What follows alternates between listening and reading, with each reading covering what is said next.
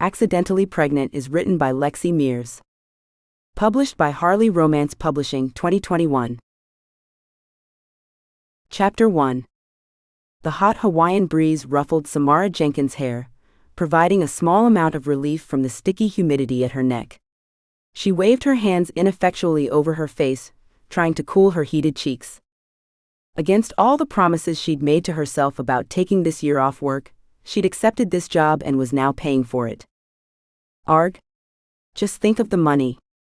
She crossed her arms over her chest and tapped her foot on the sidewalk as she waited for some assistance. The hotel's owners wanted an honest appraisal of the state of their business and a strategy to improve sales.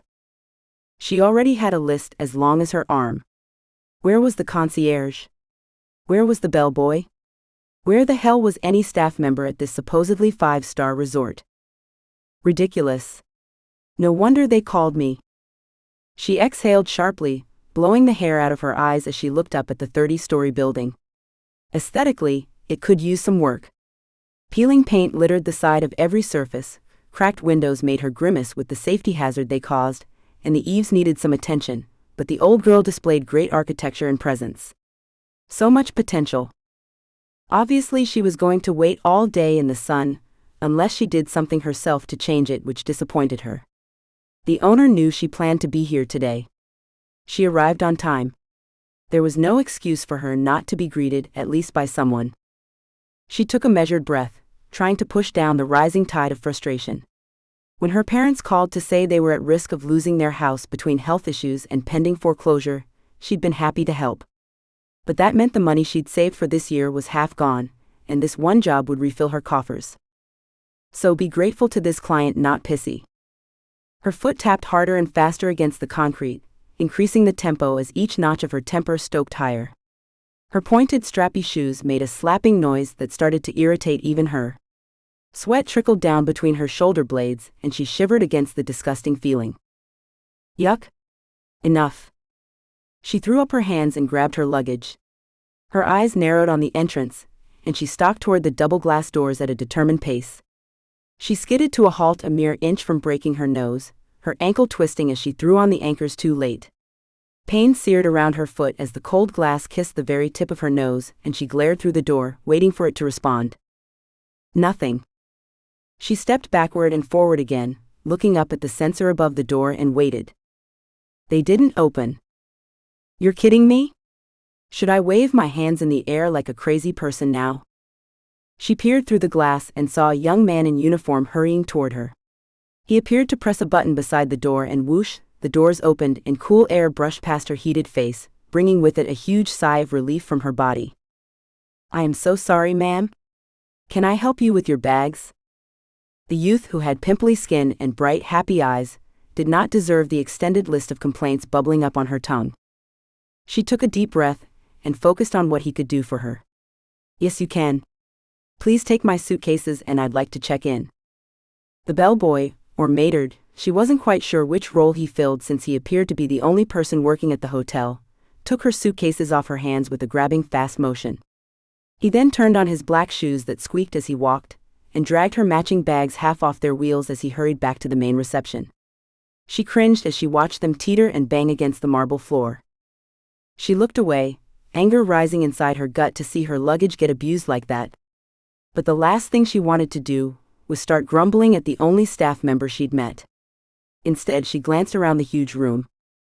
Her shoulders dropped and her hands unclenched as she marveled at the room in which she stood. So grand, with a beautiful mystique that only period hotels and houses possessed. This hotel reminded her of an old lady. She had great bones, but they were tired. She would fix that. Please come over. Samara tried not to notice that he dropped her custom monogrammed luggage near the elevator, and then had rushed over to the desk where a computer stood waiting. Your name, ma'am? She bit her lip for a moment. Seriously? You've actually got other people booked to check in today? She couldn't say the thought aloud, so instead dragged her manners out of the overcooked soup they were swimming in. Samara Jenkins. He tapped away on the computer until he finally held out a plastic card to her with the hotel's brown emblem on it. Room 2002, ma'am. Level 20, room 2. One of our best suites. May I accompany you up? She waved her hands at him. If he left the foyer, who was going to let any other possible customers into the hotel? That broken glass door certainly wasn't going to just start working on its own. No thanks, but can you bring up the larger suitcase in an hour or so? The stink of crowded planes and cars and hours of waiting in the heat and humidity had all left a stain that needed to be washed away. Preferably somewhere quiet, where she could be alone and think for a minute. Samara picked up her smaller suitcase, which contained a change of clothes and toiletries. A shower was definitely first priority on her list. With a determined clench of her jaw, she turned around and strode over to the lift, releasing a sigh when the doors dinged and opened. She wasn't walking up 20 flights of stairs. She'd go home and damn the massive commission before that ever happened. You need it, don't kid yourself. A frown pulled down her lips. She'd had enough money for her plans, until her parents called with their life-altering news.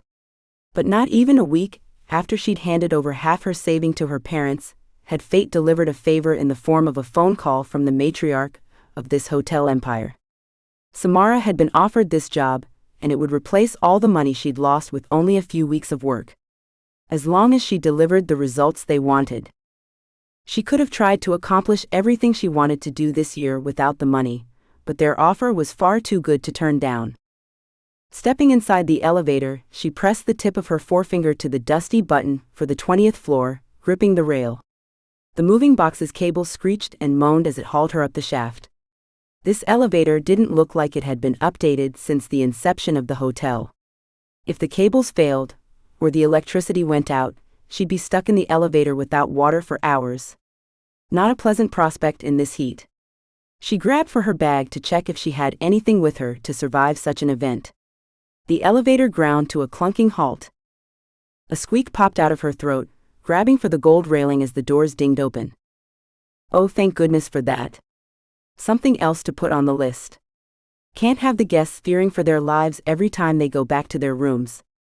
Large blue eyes, set in a very handsome face, stared at her from the center of the hallway. Miss Jenkins, I presume? His cool, familiar New York tone straightened her spine. Hold the door for me, would you please? She looked away from his intense gaze, arousal curling in her belly like an old absent friend. She locked her hand into the handle on her small suitcase and took a shallow breath as he stepped close and did as she'd asked. Twisting his huge body to the side, he placed his arm out to stop the elevator door from closing on her. His eyes followed her with an intensity that had her belly tightening and blood rushing through her nether regions. His face was cut like the smoothest stone, his strong and angular cheekbones reminding her of old Roman warriors she'd once seen paintings of. Real men. Men that forced their enemies to their knees, and often all the women around them too. Her breath locked in her throat as she moved past him, the presence of his huge body in the door making heat warm her cheeks that had nothing to do with the summer air. She wasn't short by anyone's standard, but at 5'7", she was at least 6 inches shorter than he was. She felt like a dwarf facing a giant. Who was this? He knew her name, but how? It couldn't be the owner who had hired her, although he had the air of someone with money. A lot of money. Excuse me. She stepped onto the landing and moved toward the door that had 2002 on the panel, trying very hard not to turn around and stare at the man behind her. Every cell in her body grew far too aware of him. The hairs stood up on her neck. Professional, stay professional. Why did he have to be so gorgeous? The man behind her had to be a manager of some sort. He was the only one she'd met so far who knew who she was, and he obviously had anticipated her arrival and had been waiting for her. She placed her small suitcase and handbag against her room door, her skin tingling with the awareness of being watched. Then, when she was sure she had schooled her features into something resembling calm, she turned around, her heart leaping at the sight of the man behind her. He was so gorgeous. Tall, broad, and with full lips that would curve beautifully when he eventually smiled. Her skin tingled from just looking at him. She focused for a moment and dismissed the idea he was a manager. His suit was worth more than her wardrobe put together. And if that wasn't enough, the man in front of her had an arrogance in his posture that she'd come to see only from people born into wealth. Yes, I'm Samara Jenkins, and you are? She squared her shoulder and stood facing the large man on the landing. His eyes were a startling blue like a bright summer sky. With his dark brown hair and fair skin, the combination was rare and beautiful. The saliva gathered in her mouth, making her swallow awkwardly. Julian King. My mother was the one that hired you. Her eyes slid down his body, the breadth of his shoulders as impressive as any footballer's. His black suit appeared tailor-made, beautiful in design and comprised of strong lines that made him look like a panther about to pounce. She shivered at the thought. I'm sorry I didn't greet you downstairs, but I wanted you to experience the hotel as it currently is. That explained a lot, although a touch of forewarning may not have gone astray. We have a lot to discuss. I have a list a mile long already of things that need to be altered and implemented, and I haven't even stepped inside my room yet. He chuckled, a soft earthy sound that surprised her. I assure you that I have everything under control. You are here as an advisor, nothing more. Ice slid onto her shoulders and she straightened her spine. That wasn't what she'd been told, but she'd gotten around difficult men before. Minding their fragile egos while doing her job was a specialty of hers. I didn't realize that was what I had agreed to, Mr. King. His lips tilted up into a soft smile as though he agreed with her. I was told you were the best, although I didn't expect you to be quite so young. There was a tone of admiration and reluctant respect in his voice that pleased her. It tickled right along her spine. She'd heard that a lot over the past 10 years, and she always enjoyed her clients' surprise when she exceeded their expectations. She was good at her job, and her age had nothing to do with it. The original trouble she'd had starting her business only meant she'd increased her commission to prove she was worth it. I didn't expect you at all, Mr. King. When she'd pictured who she was going to meet on arriving, she'd envisioned either the elderly woman who'd hired her over the phone, or perhaps the manager. He inclined his head with a more natural smile flirting on his lips. Touché. Let's meet downstairs in 15 minutes. Samara checked her watch. It may be dinner time here, but in New York it was going on 2 a.m. No wonder her eyes were tired and her neck ached. She'd barely slept on the plane. Make it an hour if possible. Where shall I meet you? His flaring nostrils was the only giveaway that she had displeased him, but she stood her ground, calmly waiting for his response while fanning her face with her hand. It was way too hot in this hotel for comfort. The hotel's restaurant for dinner. It's on the ground floor. Perfect place to start. She could definitely eat something, although she didn't have much of an appetite after traveling all day. She nodded at him to agree, although her head swam from fatigue and something else she couldn't quite put her finger on. See you in 1 hour, Miss Jenkins. He turned and strode toward the lift. Samara couldn't stop her eyes from dropping down to drift over his body as he moved away. Her hungry gaze devoured his angles as he put both hands in his pants pockets, pulling the jacket up and stretching it tight across his rounded butt. She bit her lip as she looked her fill, desire fluttering low in her belly. He had the perfect ass, long legs, a tapered waist and huge broad shoulders. The combination was heady indeed. He was definitely one of the most imposing men she'd ever seen in real life. A tailored suit made most men look good, but this one actually seemed to hamper his beauty. She could sense the power leashed beneath that black cloth, and she could only imagine how amazing he'd look without the modern armor. The old elevator dinged and groaned as it opened, and Samara sighed as she pushed her way into her room, letting perhaps the most breath-taking man she'd ever seen slip from her mind. His hotel rooms needed to be at the forefront of her racing brain, and that was how it would stay. Unlike everything else she'd seen so far in the hotel, the card the clerk had given her was at least new. She had to concentrate with the man behind her causing an unusual breathlessness in her chest, but she managed to slide the plastic into the lock shaft. She waited. She glanced up at the door. Nothing. Her eyes flicked up to the number on the door. Yes, it was the right room. So she jiggled it until the red light eventually turned green. How can they charge people $300 a night if the keys don't even work? She pushed open the door with one hand and dragged her suitcase in with the other. The bellboy had been right. Her suite was massive and would have been very grand once upon a time, but the room hadn't been aired out in weeks. A musky, damp smell curled up her nostrils that would put off anyone who liked clean air. Gross. She placed her small luggage by the wardrobe and raced over to the window, pushing open the sliding glass and allowing some of the humid but fresh air into the room. Inhaling a few good lungfuls, she grabbed the courage to turn back around and inspect the rest of the room. The king-size bed was in the right place. Small, cheap-looking nightstands framed the bed, disappointing her. The bed covers didn't suit the color of the walls, but overall it wasn't too bad decor for a 3-star hotel. She snorted and marched over to the bathroom. This would be the test. Pulling open the door, she gagged for breath as the stale smell of urine, bleach, and hot pungent air took flight inside her throat. Holy mother of... She rushed back to the window, opening every glass pane that would open. She took several slow breaths, her mind whirling with the work before her. Grassroots job this was. Cleaning staff, decoration, the whole lot, and then she'd see if the gorgeous Mr. King had what it took to get his hotel back up to the standard that it deserved. Chapter 2. She was so much more beautiful than he'd expected.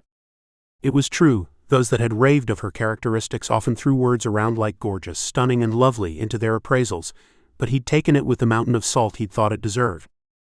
He'd been wrong. And he wasn't often wrong. Surprising for sure, that the woman his parents had lumbered him with for a fortnight was so lovely to look at. He didn't want help, hadn't asked for it, nor did he think he needed it. He took full responsibility for the state the hotel presented currently. He'd hired an executive manager 2 years ago to oversee the hotel's everyday running, and he'd been very, very wrong in his estimation of Costas Dean. A villain, pure and simple. When Julian's marriage ended and he'd needed time away from business, Costas stepped up. But instead of looking after his company the way Julian expected, Costas had siphoned money, hidden the complaints, and threatened senior management with job loss if they dared step out of line. They were in a lot of trouble by the time Julian came back to his senses and picked up his role again. Costas was missing, with several $1 million of their money. But he'd be found. Eventually. Julian glanced down at his watch just as the second hand ticked toward the number 12. An hour had passed since he'd seen Miss Samara Jenkins. The door to the restaurant opened and then clicked shut again. A smile tugged at Julian's lips. On time to the second. She walked toward him, her thin plain blue cotton dress clinging to her lush curves. Where was the battle armor that he'd come to expect with businesswomen? She wore natural makeup that accentuated her pretty face, and her entire ensemble had a relaxed holiday feel about it that he hadn't expected. She wore flat shoes, her hair down, and no jewelry. Samara Jenkins had a body that would look spectacular naked and stretched across his bed. Long hair that would cover her full breasts like a silky curtain, and lips that would be perfect to kiss. He raised his eyes from the full curve of her mouth to make eye contact, and her fresh face hit him right in the gut. They'd lied about her being beautiful. Breathtaking seemed far more apt. Samara pulled out the chair and took the seat opposite him. This hotel is in dire straits. I don't think I've ever seen anything so bad before. The smile that had been playing at his lips as he'd imagined her naked converted into a tight frown. He cleared his throat and shifted in his chair, unable to simply just take her criticism. He opened his mouth to defend his hotel, then snapped it shut again. She has a point. 3 months more of the current climate and he'd have to shut the hotel down to sit here and rot.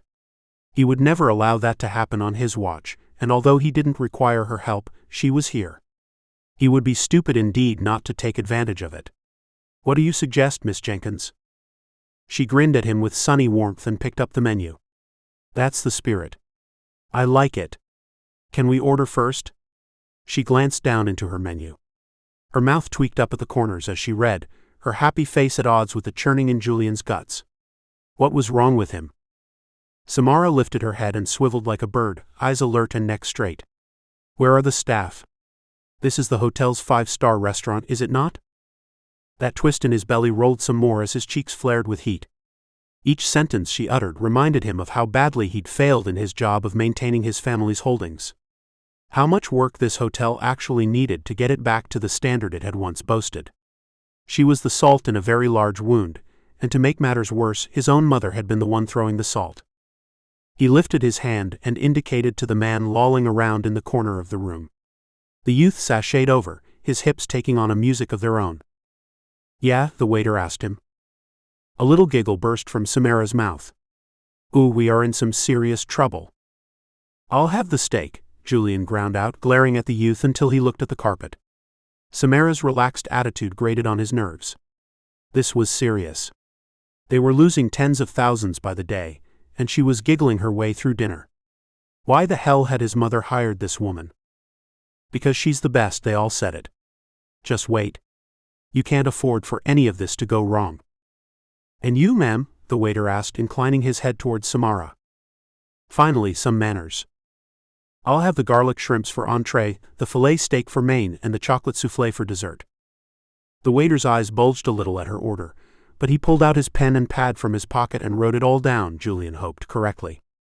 Samara's keen eyes watched the waiter as he walked away, and then gave Julian a pointed stare, as though trying to communicate without words just how bad the service was.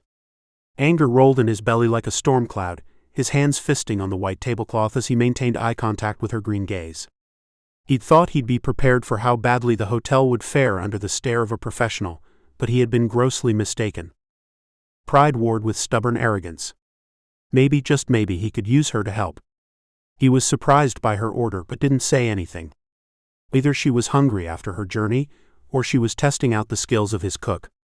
He was impressed either way. Bird-like salads were no way to eat for anyone. Her lips twisted up into a grimace. No drinks order, and he didn't ask how I wanted my steak cooked. Interesting. Julian nodded once in acceptance of her complaint. Too true. When the incompetent waiter finally left, Julian grabbed for his water, gulping down some of the cold liquid as his aching throat cried out for it. When he placed it down, some of his thirst quenched, Samara's cool green eyes continued to stare at him. Start from the beginning, Mr. King, and tell me how this happened. Julian took a moment and a long breath to consider how much he should tell her. He didn't want her help. But she was here, and he would consider what she had to say. His mother was paying her to consult for them, and before all of this, that would have been enough. However, she didn't need to know everything. All right, Miss Jenkins.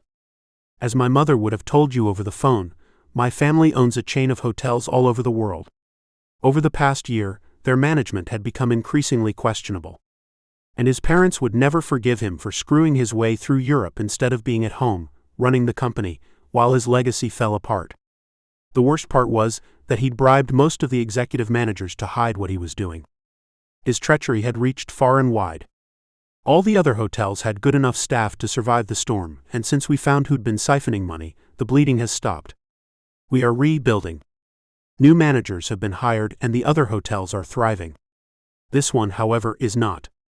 Despite us hiring the best local manager we could find. That is why I am here. He chewed on the inside of his cheek. And the reason I believe my mother hired you. She was told that you have an exceptional brain for analyzing what any business needs, if you indeed have it. She didn't respond to his backhanded compliment, except to bite on her lip in the most adorable way that made him want to lean in and take over with his own mouth. Is there any particular reason why the management of your hotel became questionable? He clenched his teeth together and inhaled through his nose. It hurt, like picking at a sore, to be admitting this to her, but he was an adult and responsible for his own actions. I wasn't paying attention as I should have been. Personal reasons. She gave him a soft smile that did nothing to maintain the ice around his heart. I won't ask you what sort of personal reasons, Mr. King, it is none of my business, but I am going to assume such problems are behind you? Bloody hell, yes. He nodded once and she continued. From what I've seen, we'll need months to get this hotel back to a standard that can be classed as 5-star, but I don't have that much time. Yes, your personal reasons. Just so. She inclined her head again, a mutual respect for their private lives firmly in place. His mother had made it clear that she was only available for 2 weeks. It had been one of the only reasons he had allowed his parent going over his head and hiring a consultant to help him. He wouldn't have to deal with her interference for very long. Just think of her as an overqualified assistant and fix up this mess, Julian. The last words his mother had said to him over a week ago. However, I will give you these 2 weeks, Mr. King, and I promise to work my absolute hardest to put into place everything you will need. Once I am done, do you have strategies in place to get people back to the hotel? He nodded firmly, reluctantly impressed with her. She was right, 2 weeks was not long enough to get everything done that needed to be done, but if he decided that she'd be of use to him, he would change her mind. She'd stay. He'd make sure of it. However, she'd made a valid point. Many people had been driven away by the declining standards of the hotel, and it was his main job to do everything in his power to get people back onto the grounds. But that meant he needed someone else manning the changes to the actual hotel. Damn. Mom might actually be right about this one. Yes, Ms. Jenkins. I have a marketing expert on standby, and several conferences already booked for next month. The one advantage we have is that we are one of the few hotels on the island with large facilities, and the rooms to house several hundred people. Fantastic. Our shrimp arrived and they looked and smelled great. His stomach grumbled in preparation for his own meal. Presentation is respectable, but I would expect less shrimp on the plate and more color in an entree. She took a forkful of rice and ate a single shrimp. Just one? They are cooked, all right, although I believe you will need to hire a head chef to take over from the current one. You can tell that already? She blinked once, her eyes wide as they stared at him. Of course. I spent several years training with 5-star restaurants and all of their staff. Chefs in particular. This is not up to the standard in taste, texture, or design. If you want people to pay $20 for an entree, you better make sure it's up to par. She had his curiosity well and sincerely hooked. Why a head chef specifically? Because it's obvious that you have a cook posing as the head chef in your kitchen that is probably trying their best, but they don't have the training nor the skills.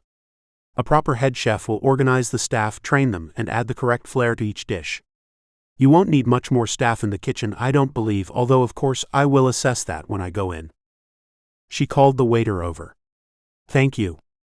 May I have the main meal now, please? Julian sat in awe watching her, the cool confidence, the girl next door beauty.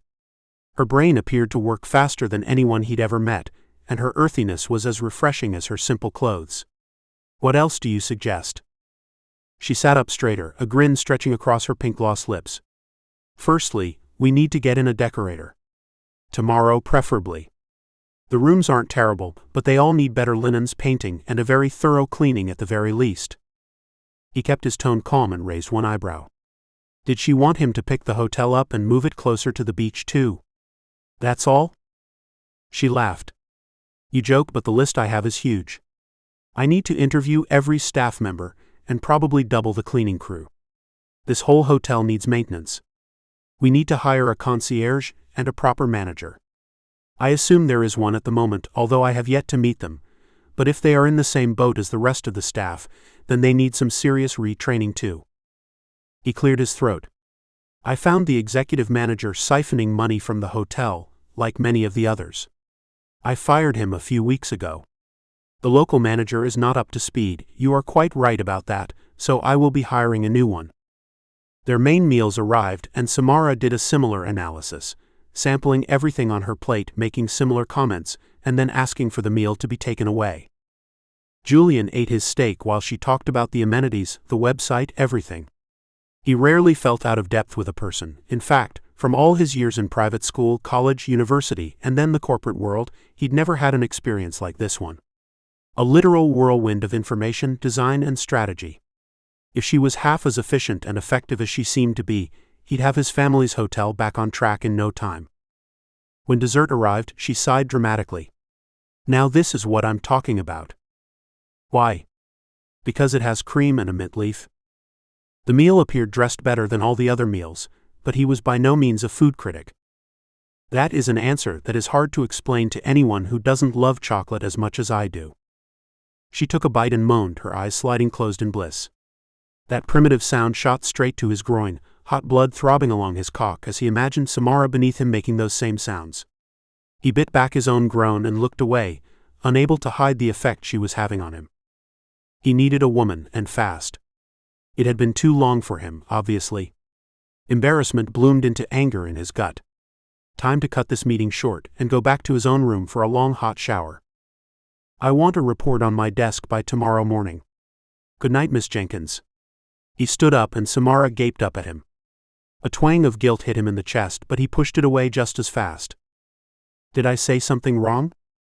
He tugged at his cufflinks and straightened his jacket, a cool breeze filling his throat and not allowing any warmth into his tone. No, of course not. But there's lots to do and not much time to do it in. She put her spoon down, her eyes showing confusion in their green depths. All right. I'll put everything down for you. His shoulders tightened with unease as he fought the need to apologize, sit down, and drown in her eyes once again. But that's not what he was here to do. Sleep well, Ms. Jenkins. Good night, Mr. King.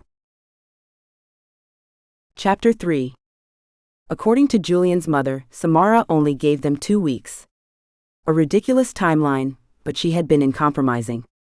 A trait he himself admired.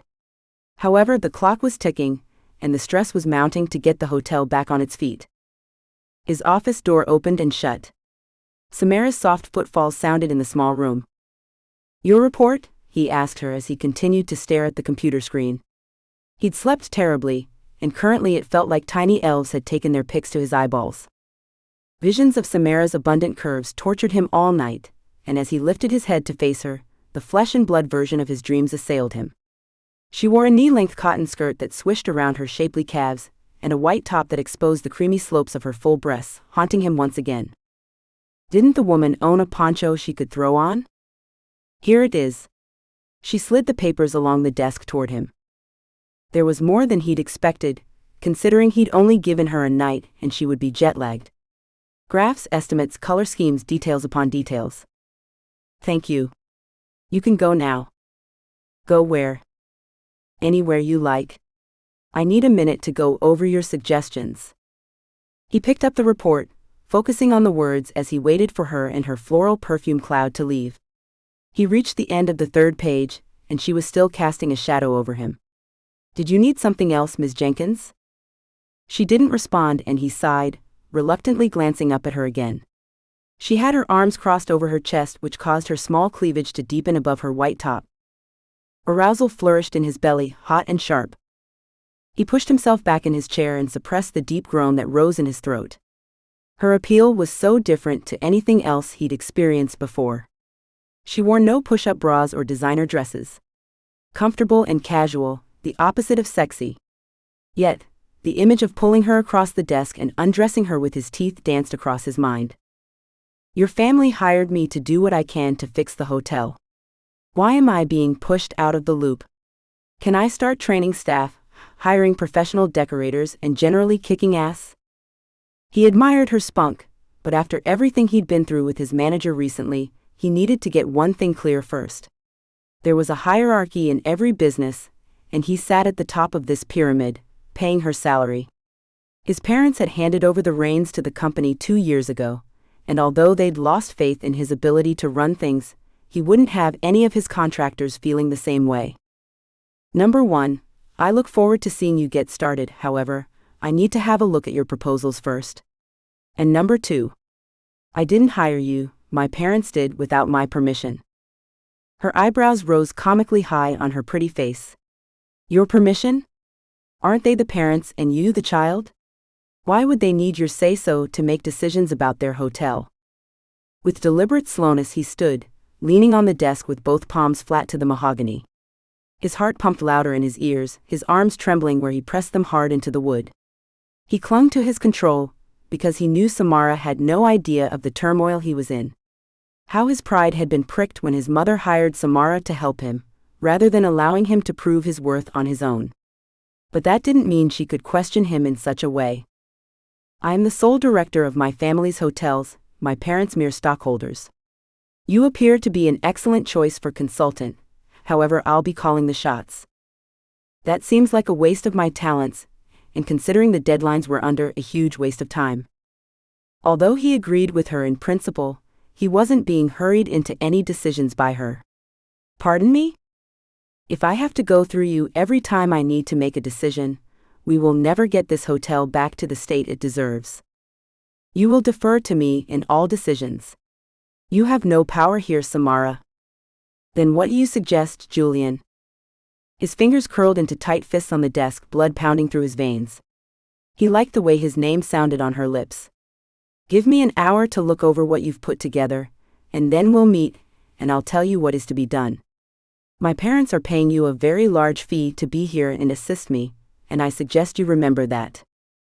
He didn't like the fact that she was here, but overnight he decided that he would use her as he did all contractors, all employees, to assist him to do his job. She was here to help, and he'd make sure she earned every penny. In the end, though, he'd reap the rewards. She nodded and left. The triumph he expected to feel was missing as she took what warmth there was in the room with her. He sat back down in his large leather director's chair and pored over the graphs and information she'd put together. By the end of his reading, he was more than impressed with the plan. However, he was the one his parents had solely blamed for the collapse of their string of hotels. It was on his shoulders to fix everything that was done. In her report, Samara had concentrated far too much on the appearance of the hotel, and he was going to cut that back. Focus on the service. That's why people came to expensive hotels in the first place. A knock sounded on the door and she stepped into his office, clipboard and pen in hand. "Are you ready for our meeting?" "Very ready. Although I'd prefer if you wore a caftan." "Yes. Sit." She strode in and sat in the chair opposite him, her knees together, her spine ramrod straight and her pen poised. "A lot of your recommendations have merit." He put the papers out on the desk, gratified by his red pen circles and many crossings out.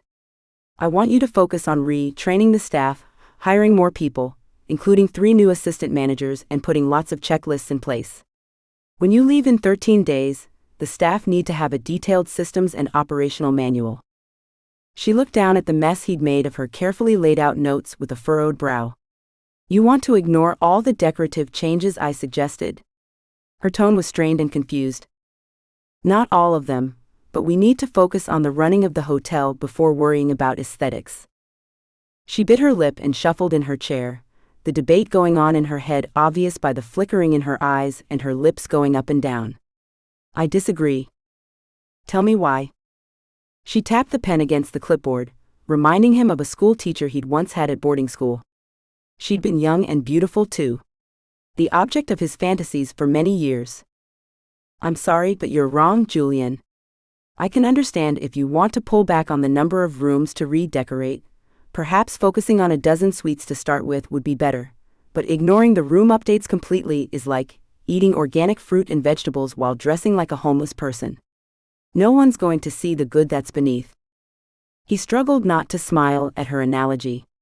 Her spark was back and he was relieved to see it. He liked a healthy debate every day of the week over blind submission. "We have a deadline of 2 weeks. I don't think what you have planned is possible in such a short space of time." She slid to the edge of her chair. "I do. It wouldn't take much to get a local stylist in, or hire some girls to run and buy everything I need. The rooms need a lift, paint, new sheets and some choice decor pieces. Nothing flash. It can be done cheaply and quickly."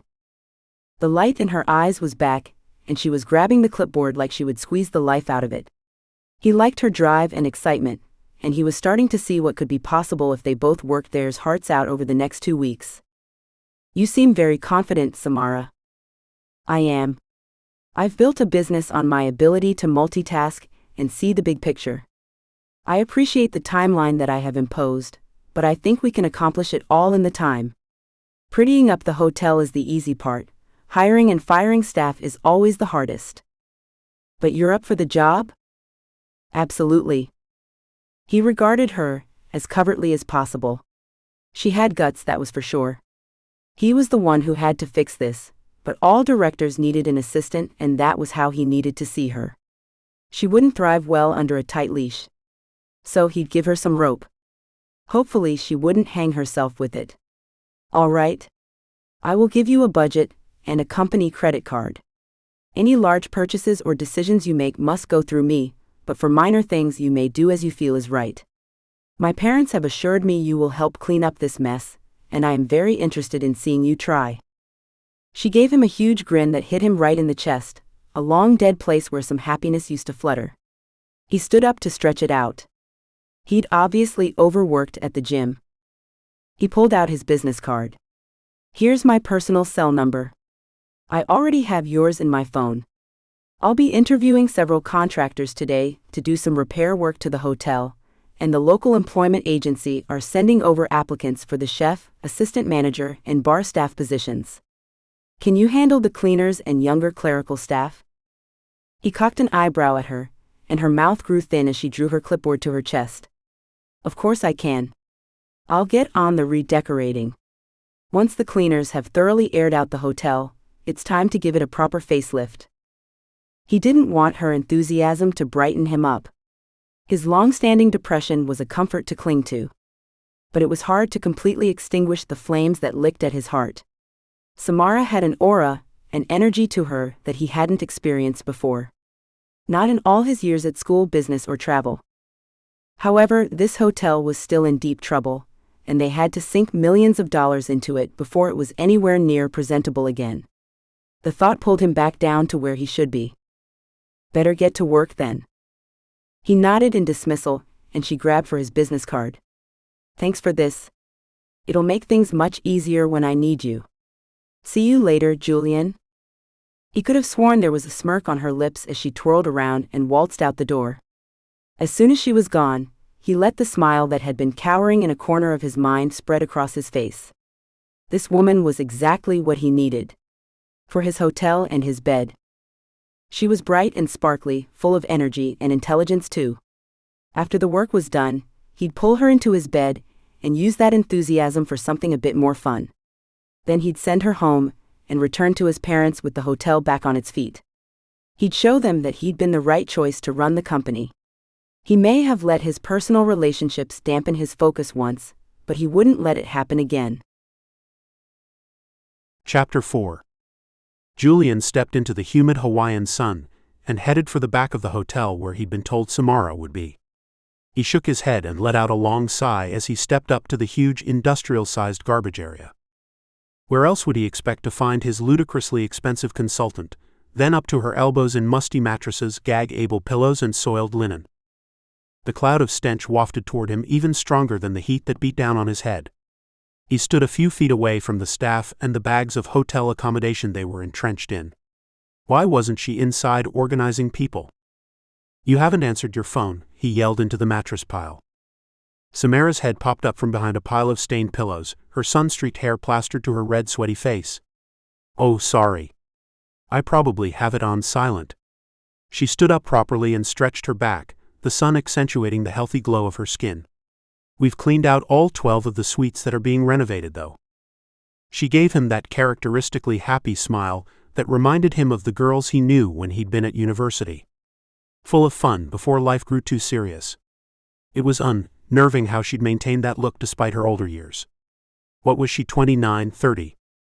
He regarded the dozens of mattresses piled up near the industrial-sized bins. I can see that. But I needed you. You needed me? Oh, I'm sorry. What for? Staff have arrived to be interviewed, and I'm busy with the contractors. He probably could have handled the interviews, but after choosing a true vulture as his own replacement in his business 2 years ago, he found his confidence severely lacking. Oh, great. She turned to the 3 women and 2 men outside in the heat with her. Keep bagging up the sheets and pillows. Someone from a local charity should be here within the hour to collect everything. Then go straight back to the suites and start vacuuming the floors. Again. They murmured their agreement, their breathing laboring from the hard work they were quite obviously not used to doing. Thanks, guys. She gave them one of her sunny smiles and walked over to him, having changed from her casual skirt and tank into an outfit designed for cleaning. Samara wiped her hands on her old t-shirt and sweatpants that had holes in them. If his mother could only see her expensive expert now. I'm ready and cannot wait to get more cleaners assigned. Those rooms are absolutely filthy. She swiped a strand of hair back from her face with her dirty hand and wiped a black mark into her forehead, running into her hairline. You've got a smudge on your face. Oh, thanks. I can imagine I do. She lifted her other hand and started wiping at her skin, making an even worse mess of herself. Here. He pulled his white handkerchief out of his pocket and lifted one hand to tilt her face up. She stilled when he touched her chin, but didn't move as he wiped at the mark near her hairline. She was hot beneath his fingertips. Up close her skin seemed even more flawless than he'd first thought. Awareness fluttered in his skin, tingling up his arms and curling inside his chest. Her breathing rate had increased and she wasn't moving. Only the up and down fall of her plump breasts made him think that she was as affected by his presence as he was to hers. Once he'd finished cleaning her beautiful face, he let their eyes meet. The heat flared. She could sense him too. Thanks. This time her smile was tiny, but the look in her eyes was what he wanted to see. That awareness of him as a man. Okay. She blew out a breath and took a step back from him. Let's go. She took another quick step away from him, and he didn't move. You're going to speak to them like that? He asked her. She was dressed worse than a local cleaner, and she smelled a bit like one too. A strange combination of eucalyptus and antiseptic. It tickled his throat, and yet she still reminded him of an Amazon woman about to take on the whole rainforest all by herself. Strong and confident. Of course. What do you think they'll look like every day they work here? She tilted her head and indicated they should go inside. He followed behind, letting his eyes enjoy the pert bum and shake of her hips as she sashayed inside his hotel. The air conditioning, which had blessedly been turned up since Samara complained to the bellboy last night, hit him in the face and he inhaled sharply. Samara didn't miss a beat, beelining for the front entrance where 20 people milled around waiting for her. She clapped her hands and stood at the base of the long spiral staircase. Obviously, she intended to walk them through the floors she wanted cleaned. Ladies and gentlemen, this will be a group interview today. I'm going to show you the rooms we will be cleaning, renovating, and then maintaining their new standard in the years to come. I will also have 5 places for clerks and bellboys, so if anyone wants to apply for those positions, please hang around afterwards to speak to me about what that will entail. This hotel is about to undergo a massive facelift, and you will be very proud to work here. So please follow me and I'll show you the first suite. She took off up the stairs and the group jumped to follow. Julian stood in the foyer and watched her go, marveling at the fact that despite the holey pants and ragged shirt, Samara had the power of presence to pull them all into the tour and interview. Not one person lagged behind. He turned away, hating the fact that his mother had been right. They had a long way to go, but if she continued at this pace for the whole 2 weeks, they'd have the hotel ready sooner than planned. Chapter 5. Samara fell face first onto her king-size bed, the weight of a dozen bed frames piled on her spine. Right between her shoulder blades, prickling and cramping the muscles with painful spasms. If she'd been smart, she would have waited a few days for extra help, but no, she'd wanted to prove to Julian that she could do everything she'd proposed in her time frame. Another not-so-bright idea of hers. 2 weeks only to get this whole job done. She definitely let her ego talk her into that one. She moaned into the mattress. A hot shower was needed before she went to sleep, but now that she had stopped, finally, she didn't want to move. Get up, or you won't be able to do anything tomorrow. Grunting and groaning, she managed to push both hands into the mattress and get herself vertical. Her back screamed and her feet pulsed, but she staggered to the shower, undressed and stepped beneath the hot water. Heated pressure beat down onto her head and back, washing away the stink of the day. She liked to work hard, but she'd rarely needed to do so much physical lifting. Pride had pushed her to prove herself capable on every level, and she was paying for it now. And they were only 2 days in. Hubris. Mom and Dad always said it would be my downfall. She took her own soap from her bag and washed away the black smudges from her skin. The decades-old furniture that she'd carried and moved today had definitely left their mark. I really need to source new shampoos and conditioners from the locals too. Something tasteful but sweet-smelling. A shudder coursed down her spine as she scrubbed beneath her fingernails. Everything was so dirty. How could someone let this beautiful hotel fall to such a low standard? Originally, she'd been quite disappointed that Julian decided to only update 12 of the suites. That was short-lived. Thank goodness he hadn't agreed with her plan. She'd wanted to update all 96 of the rooms, which would have taken all of her time, and the staff training wouldn't have been done. Pride again. She shivered dramatically this time. That would have required a power that she just didn't possess. Not in the 2 weeks she had anyway. The older woman that she'd hired, Marie, was a great cleaner with a clear and logical mind. Before she left, Samara would train Marie up to be a head cleaner or housekeeper of sorts. The other rooms all needed to be cleaned as well, and someone had to do it after she left. A wave of sadness washed over her as the thought hit her for the first time. She wouldn't be here to see the job completed, which was most unusual for her.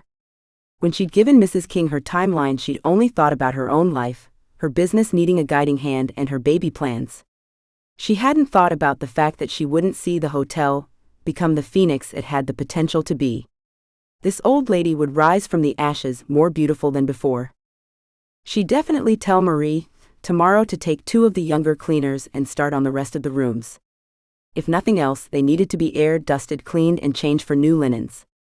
If all went well, this hotel would soon be crawling with people again. A sense of calm filled her, as her path and plan lay before her like a set of intricately drawn architectural designs. She needed to stay focused on what she could do, not what she couldn't. And there was so much she could achieve still. She'd handed over the reins of her business to her 2 assistants a month ago, readying herself for her year ahead. A year in which she was giving herself the best opportunity to fall in love with the man of her dreams. And no matter what happened, she was going to have her baby. One goal was optional, the other, a lifelong dream that was going to be realized with the help of her obstetrician and modern medicine. She turned off the shower, dried her tired body, and readied for bed. There were 2 messages from Julian on her phone. Both of them mentioned a meeting at 7 a.m. for breakfast. Lucky I'm a morning person. She set her alarm for sunrise and climbed into her clean bed. Her room still smelled of eucalyptus to disguise the scent of hospital-grade cleaning liquid, but the sheets were brand new, and the room had been dusted and vacuumed to within an inch of its life. Thanks to her team of hard-working cleaners, her room was unrecognizable to what it had been yesterday. Her eyes drifted shut as she curled up on her side in bed. Julian? Damn. That man is stunning. Her eyes popped open again as heat tendrils wiggled through her body. Go to sleep. You need to sleep. She forced her eyes shut once again, and her mind brightened with images of blue eyes and smoldering hot looks. Yesterday she'd been sure he was a classic rich guy, who'd walk all over her to get what he needed. No heart. No soul. But she hadn't cared. She was willing to work hard to get her commission, and his regard of her didn't mean anything. Sure, he was super gorgeous and made her want to lie on the floor and beg him to take her, but she could work past that. Was sure she could.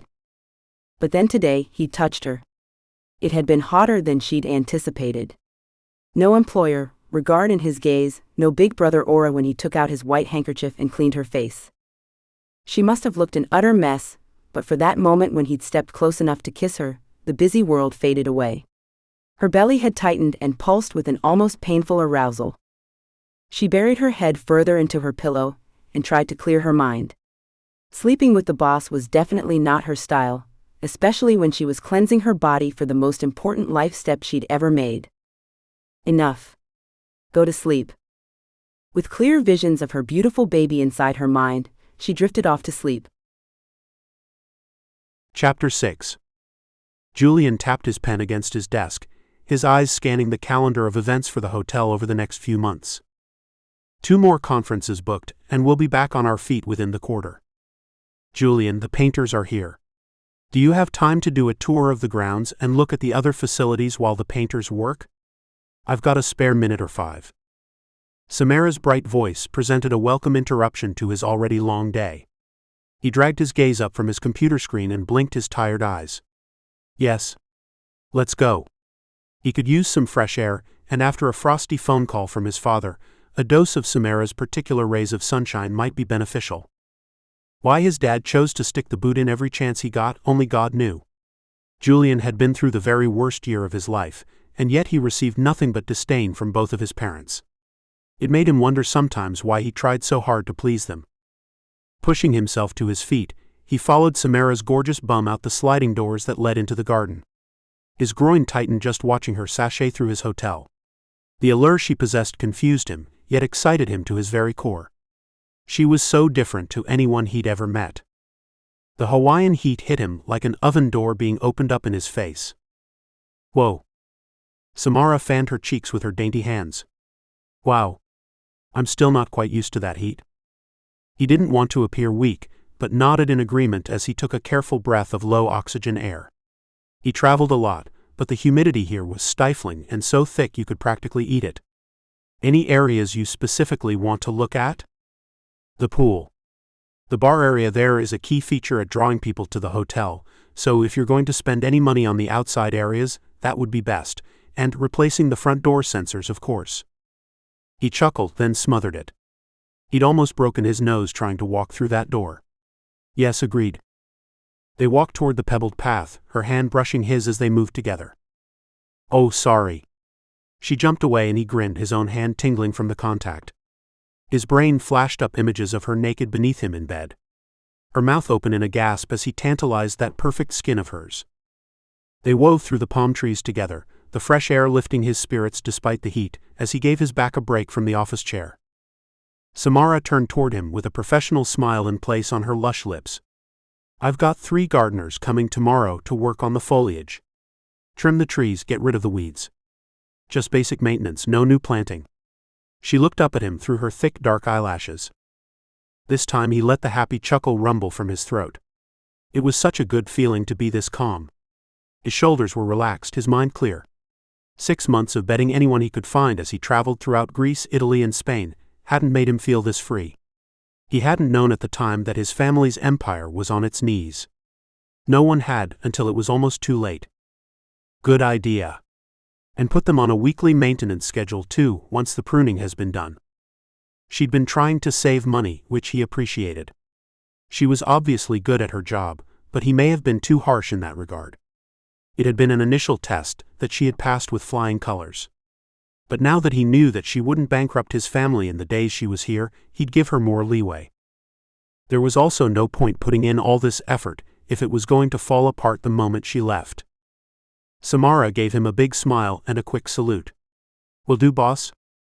He liked the playful tone in her voice. As long as she towed the line and he was able to maintain face with his parents, he'd enjoy watching her have fun while she did her job. It was great to see. Someone who loved their work as much as he did. They'd reached the tired old outside pool and he stopped to survey the damage. The water was at least clear, but the surrounds needed a lot of maintenance. A twist in his gut made him swallow hard. Another reminder of how bad things had become when he'd looked the wrong way. He still couldn't believe it happened. That the one person he'd trusted to oversee his business had snaked into their accounts, diverted funds, and left the hotels high and dry for almost a year. One of the few guests that were booked into the hotel caught his eye, and he grimaced as his chest squeezed tight, and hot anger poured through him like lava down the local volcanoes. The last thing he wanted to see was some loved-up, deluded couple on their honeymoon. He remembered it too well. His own quick marriage.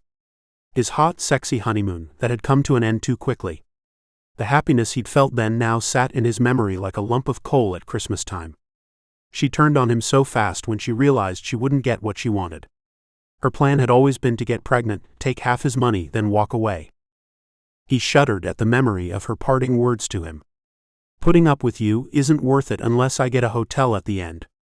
Their subsequent divorce was swift and relatively pain-free for him. But the scars still ran too deep to deal with a disgusting public display of affection. There was a young couple ahead of them, and Samara stopped to rest under the shade of a palm tree, watching them as they canoodled by the pool. Warmth filtered through her heart, making a happy sigh escape her lips. That would be her soon, hopefully. And even if it wasn't in her immediate future, she'd soon have her own baby to love and adore. Happiness came in all forms. Her boss turned to snap at her, as he often did. Let's move on. She suppressed the need to roll her eyes at his tone. She had to assume his bark was worse than his bite, because despite his earlier threats he'd been quite easy to work with so far. She lifted one eyebrow at Julian in question. His cheeks were flushed pink due to the heat. Why the man still wore his business suits on days like today she had no idea. Didn't he own a pair of shorts and a tank? Visions of his tight ass and broad shoulders made heat swim through her belly, and she was suddenly thankful for his suits. She'd maintained a professional distance so far, but she suffered a weakness for bulging biceps that may just get in the way if she got to see him up close and personal. Move on. Why? Aren't we going to talk about the pool's maintenance? What's wrong? He lifted his chin high in the air. We'll come back later. It's occupied. He turned and she watched his shoulders stiffen, his mouth tugging down on one side. There's a story there. Because of the couple? Don't worry about them. The pool and bar area are a great asset and should be optimized. And it was. A huge, opulent open space that was perfect for couples. He began walking once again and she glanced back at the couple. They wouldn't disturb them, surely. When she twisted back to Julian, he was halfway around the pool already. Shit. Samara took off, her leg muscles stretching tight as she sprinted after him. She didn't catch up to him until he stopped at the pool bar, staring up at the roof. The tiles need replacing. She laughed, sweeping a hand out in a broad gesture. Everything needs replacing. The pool needs to be drained and re-tiled, the sun lounges need to be replaced, the concrete needs painting. The bar needs to be knocked down and completely rebuilt. He turned and glared at her, his nostrils flaring and his jaw tight. She frowned. What's your problem? I'm just telling you the truth. He took a long, obviously measured breath. Tell me what you're going to do about it then. Her first response was to snark back at him, but she focused on the question instead. This was what they were paying her to do. Julian may think he knew the answer to everything and he could do this all on his own, but she knew he was better off with her help. Though by the look on his face this wasn't the time to tell him that. We need this space to be where all the loved-up couples and honeymooners will come to enjoy the sun and spend lots of money on alcohol. He grunted and she rolled her eyes. You have a problem with loved-up couples on holidays? Because you know they are your main market. Of course I know they are. That's not the point. Did those words taste terrible, Julian? Because you look like you need a mouth freshener after that. He waited a moment and continued to glare, those bright blue eyes throwing shards of ice at her.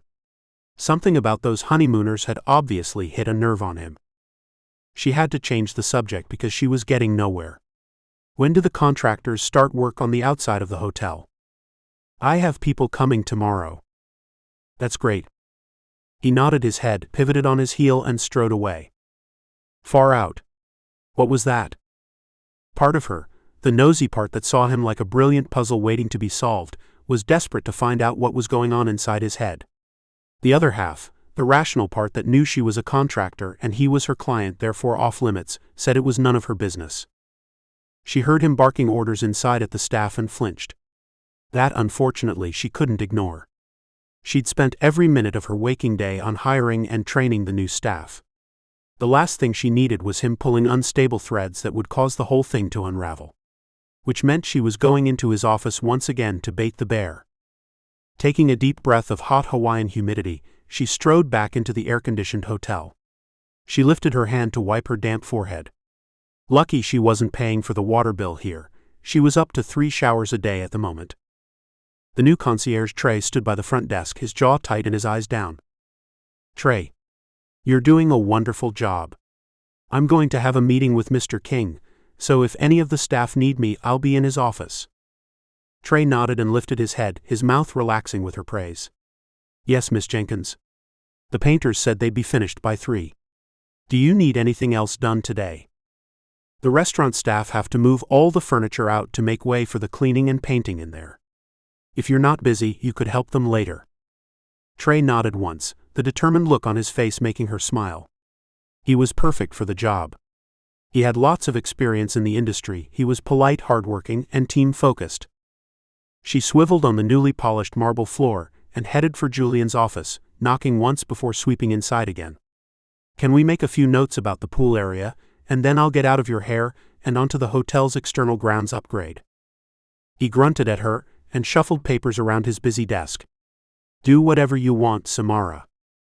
If she'd been a cartoon character, her jaw would have dropped to the floor and her tongue would have rolled out 3 feet. Why, thank you. I wasn't sure if you would trust me like that. Steely blue flashed as his eyes met hers. Liquid heat poured through her veins. God, he was breathtaking when he was mad. Why did she want to walk around his desk and wrap her arms around his neck and kiss all of his troubles away? Samara, you're great at your job, hardworking, personable, and can command a room while wearing cleaning rags. You're welcome to do whatever you want to the gardens and the outdoor areas. I'll keep focusing on getting people back into the hotel. She clapped her hands. Brilliant. Great. I'll get back to it. The new linens are arriving soon and I need to check them all. Her foot swiveled towards the door as her brain ran through the huge checklist she had in her head. But something stayed her feet, stopped her from moving toward the outside world where 100 jobs lay waiting for her. She twisted back so she could see him better. Julian now sat in front of his computer, jaw set and tight as he tapped away. What happened just then? Why did you respond so badly to that young couple by the pool? A muscle clenched and throbbed in his jaw. That's teetering into personal, Samara, and we said we wouldn't do that. As long as it doesn't stop you from doing your job properly. It won't. She waited. She wanted to know. Had he loved a woman once? Had she broken his heart? It was hard to imagine a man as strong, arrogant, and gorgeous as Julian King had ever been hurt. He didn't speak, and she finally took a deep breath, letting out a long sigh as she envisioned her future. She believed in the power of positive thinking and the laws of attraction. She'd built her life and business on it. On the wall of her bedroom, she had her personal vision board. In her 2-bedroom East End apartment that she'd paid for with profits from the company she'd built from nothing. Her focus had shifted, and she was now calling on the universe for her ideal man, her optimal health, and of course a healthy baby. She let her heart have its way when she spoke, irrespective of what would follow. I wish I was in love like that couple were. I think it's a beautiful thing. The disgusted noise that came from Julian surprised her, and he threw her one line she'd never forget. Love's a fantasy.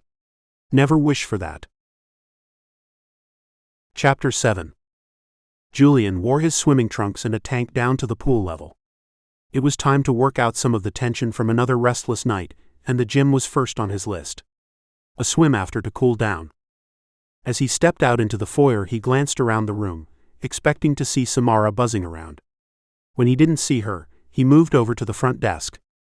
Do you know where Miss Jenkins is? He asked one of the new clerks with pimples on his chin and a modern haircut that hung to his shoulders.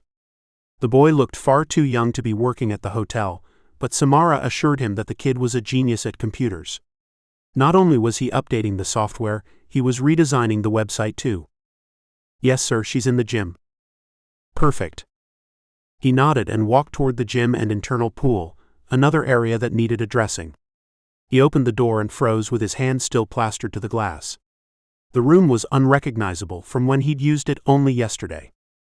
The mirrored walls shone brightly, not a smudge in sight on their huge reflective surfaces. He'd barely been able to see himself in them yesterday. The weights were stacked, the equipment cleverly arranged for ease of use. It looked twice as big and far more impressive. Another job well done. He twisted around and couldn't see her anywhere in the gym. Samara. I'm in the pool. Images of white bikinis and her gorgeous round bum flashed through his mind, and he shook his head, dispelling the pictures. It had been a month since his last woman, which was obviously far too long.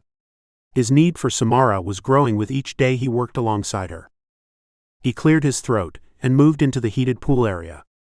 It was like stepping into a warm, dark cave. The lights were dim, the walls a natural dark stone.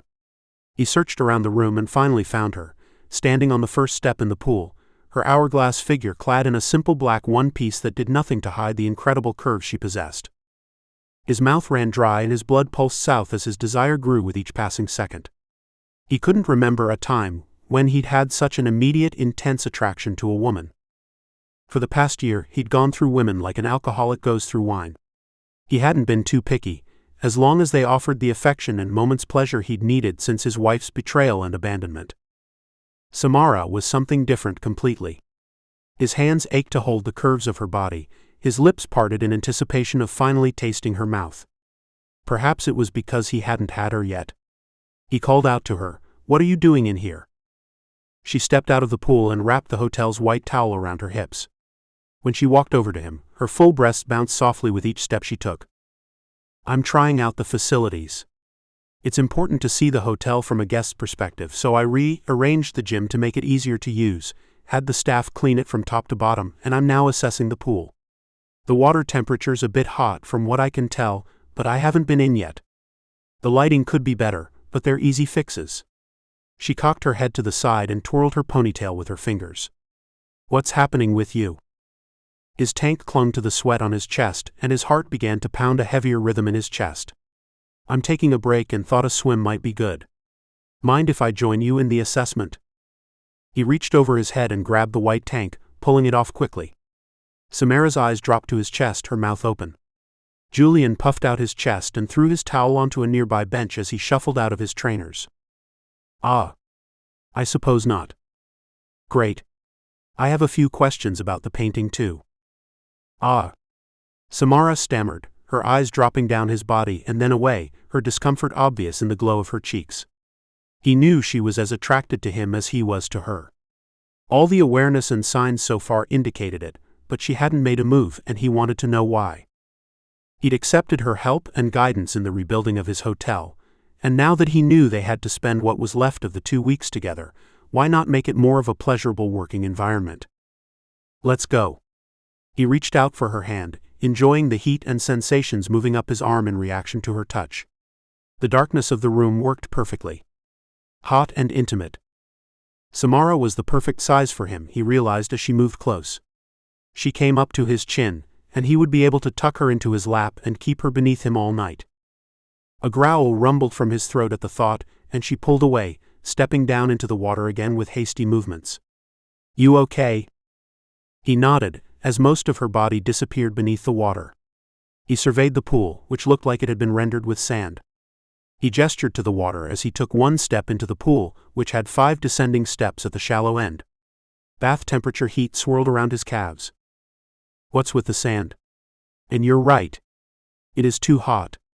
Something he would have surely missed if he hadn't taken her advice and used the hotel as any normal guest would. He continued to wade in, Samara's eyes on him as they surfed through the water to the deep end, the steam from the water rising around them, cloaking them, embracing them. "This is an unusual place to hold a meeting." Samara's voice trembled a little as they continued to move in the hot water. Their bodies reminded him of 2 magnets of opposing forces, untouching and yet mirroring each other's movements. Samara bit her lip and her eyes skittered away. She was nervous and he liked that. He wanted her to be so aware of what was between them that she wanted to run. She'd conducted herself far too professionally so far, he needed her to act on the connection between them. "It is.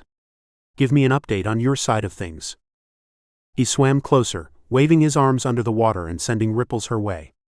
She shivered despite the heat and he crept closer, wanting those legs wrapped around him. "I'm quite happy with the progress so far.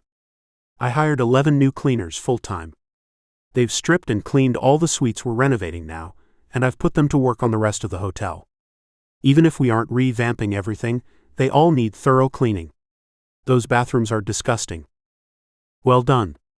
She'd followed his instructions and stayed within the guidelines of what they'd discussed. "I've also hired 5 new bellboys, restaurant staff and a proper concierge. They need some more training, but I'll make sure that's all done before I leave. The welcome to this hotel when I arrived was well below par, and I feel that with that small improvement it will make a massive difference." She was swimming away from him now, backward, her voice getting stronger as she focused on her work. "Have you organized an employee manual for them?" She swallowed as she moved further away, her back finally hitting the edge of the pool and her eyes going wide. "No, I've done some basic training with them, but I will be doing an official launch of the new employee workbook next week." "Good." He hated those sorts of things. "Great. The rooms have been freshly painted, as has the restaurant. He moved closer until they were inches apart and stared into her eyes, placing both hands either side of her shoulders, the sandy concrete beneath his palms. "Julian, what are you doing?" Her voice trembled as she spoke and her pupils were so dilated he could barely see the green-colored iris. "I'm testing out a theory I have." He moved the lower part of his body closer, pressing his pelvis against her belly while still maintaining some distance. Samara licked her lips, her pink tongue darting out as her hands floated up to press against his chest. "What theory, Julian?" Whether this was lunacy or not, he didn't know. And in this moment, he didn't care. As a contractor, Samara was free to fraternize with whomever she chose, as was he. "Whether you want me as much as I want you." His heart was pounding in his chest like a drum. Her closeness affected him like an aphrodisiac all by itself. He needed to know if she tasted as sweet as she looked. If her spirit in the bedroom matched the spirit she had for her work. When the hands she had against his chest didn't move to push him away, instead, they tightened in his chest hair, curling and holding tight, he lowered his mouth, pausing as their lips were a hair apart. Her breath blew hot and fast against his mouth. "That's a very interesting theory." Her eyes opened even wider, and she lifted her chin, pressing her lips against his and uttering the softest of moans. As though she too had been waiting for this moment. He groaned and grabbed her lush ass with his hands, the same curvy bottom he'd been fantasizing over for days. Chapter 8. That was just incredible. Julian nodded at her and deposited her onto the concrete steps. He stepped back and a cold wave washed over her. Is there something wrong? He frowned, the lines between his eyes becoming marked.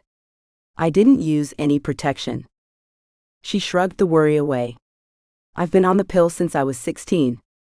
I have severe endometriosis, and it's the only thing that keeps the pain manageable. His shoulders seemed to drop about a foot. Oh good. But either way, we should be more careful next time. Next time? Her heart lifted, as did his lips. I don't see why we can't enjoy the time we have together. Working during the day, and working out our stress through the night? He grinned now, the expression taking years off his somber face. Sounds like a plan to me. She wrapped her arms around her body, chilled despite the heat of the water. I think I need to get out and get dry. A warm bed and a nap was actually what she wanted. That orgasm had totally wiped her energy. Let's get out then. He led her from the water, directing her towards the shower she'd been in when he'd arrived.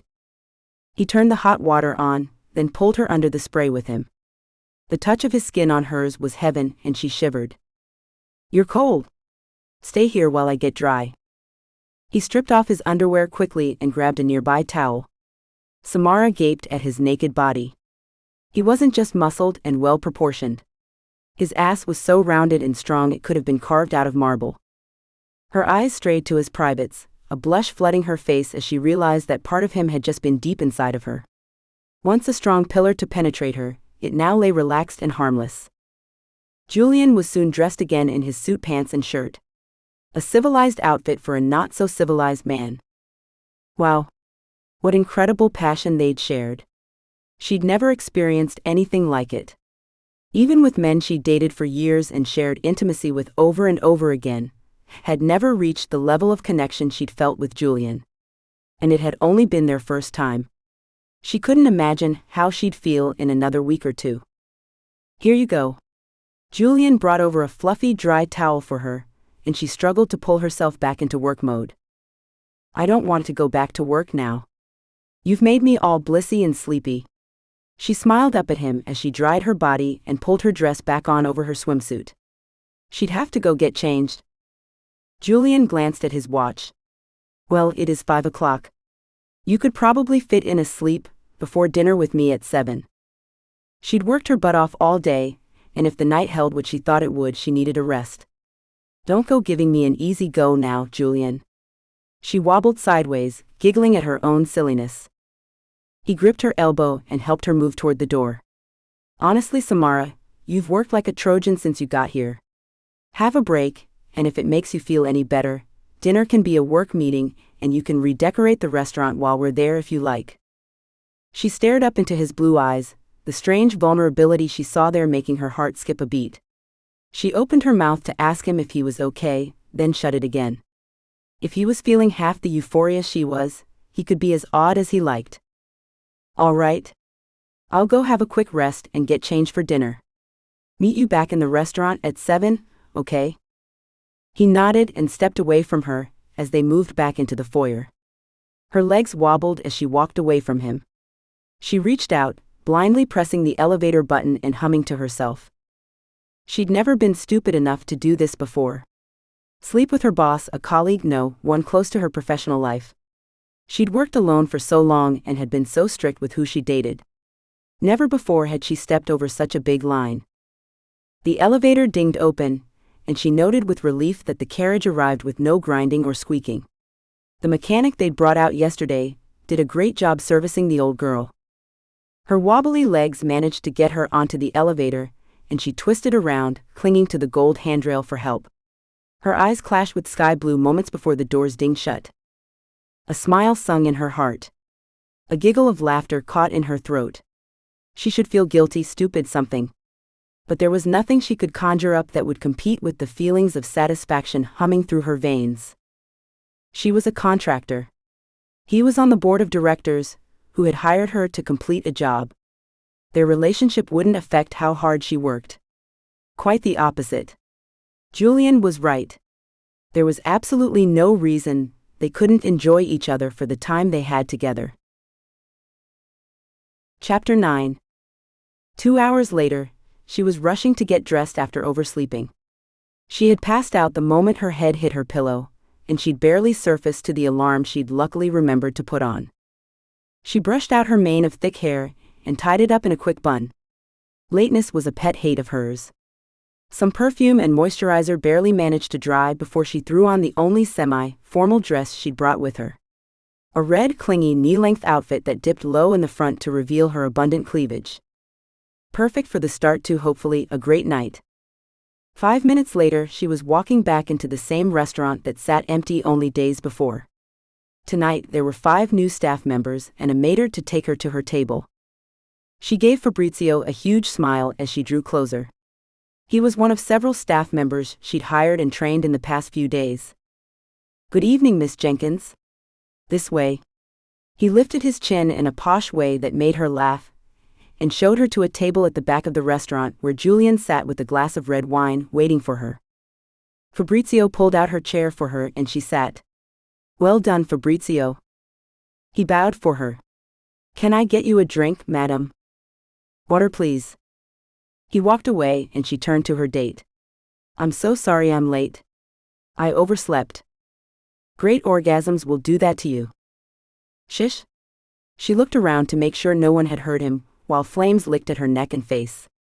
"Does that mean that yours wasn't any good? Because you don't look like you've had a nap." When he didn't answer straight away, her belly dropped. Was that the problem? The sex that had been so amazing for her had not been so for him.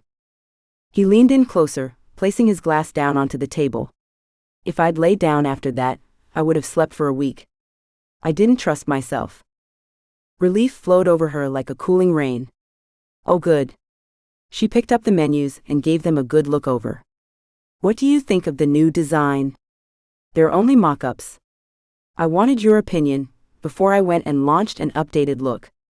But the old one needed a desperate upgrade."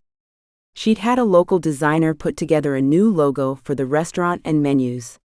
"The new head chef is starting tonight, and I've asked him to make us all the specials if that's all right." She looked up at him, but his eyes were far from interested in what she said. They were downright lustful.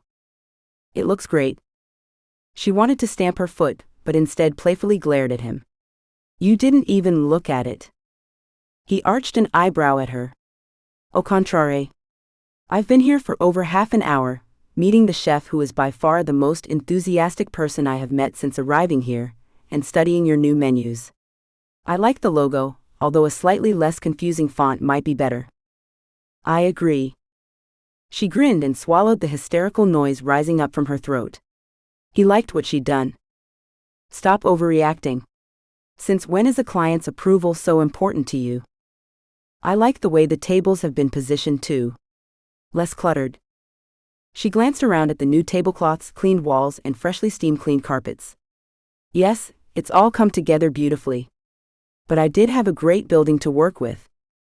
Their entrees had arrived. "I've given the chef some leeway, and have asked him to prepare some meals that he thinks will work. I'll give him 3 days, and then I'll readjust everything to suit." "Sounds like a good idea. Give him a little rope, and hope he doesn't hang himself." She knew that old saying from her father, and it was a strange comfort hearing it so far away from home.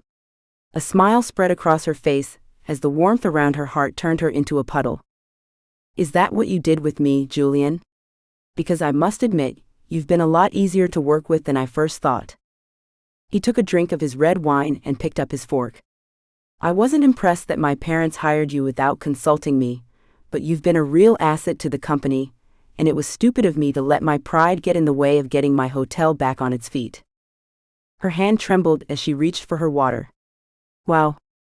She'd never expected him to be so honest about his own misgivings. "I don't know what to say." He chuckled, a real laugh that made a grin stretch across her own lips. His face truly transformed when he was happy, and it made her want to please him all the more. Which was silly and strange for her. Those butterflies that made her feel like a teenager on her first date. "Well, that's a first for you.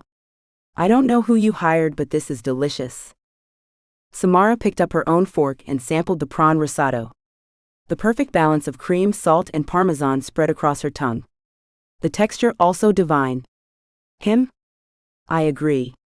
I poached him from a restaurant on the other side of the island. One of the cleaners had said that the chef wanted work closer to home, so I made a few phone calls and we have a head chef worthy of the title. They finished their entrees and the mains were served. Another beautiful combination of flavors and textures. Well, I can't find fault with his skill or his choice of meals yet. Julian was eating his steak so fast he looked like he barely had time to breathe. But after a final forkful of greens and scalloped potatoes, he moaned and dropped his knife and fork.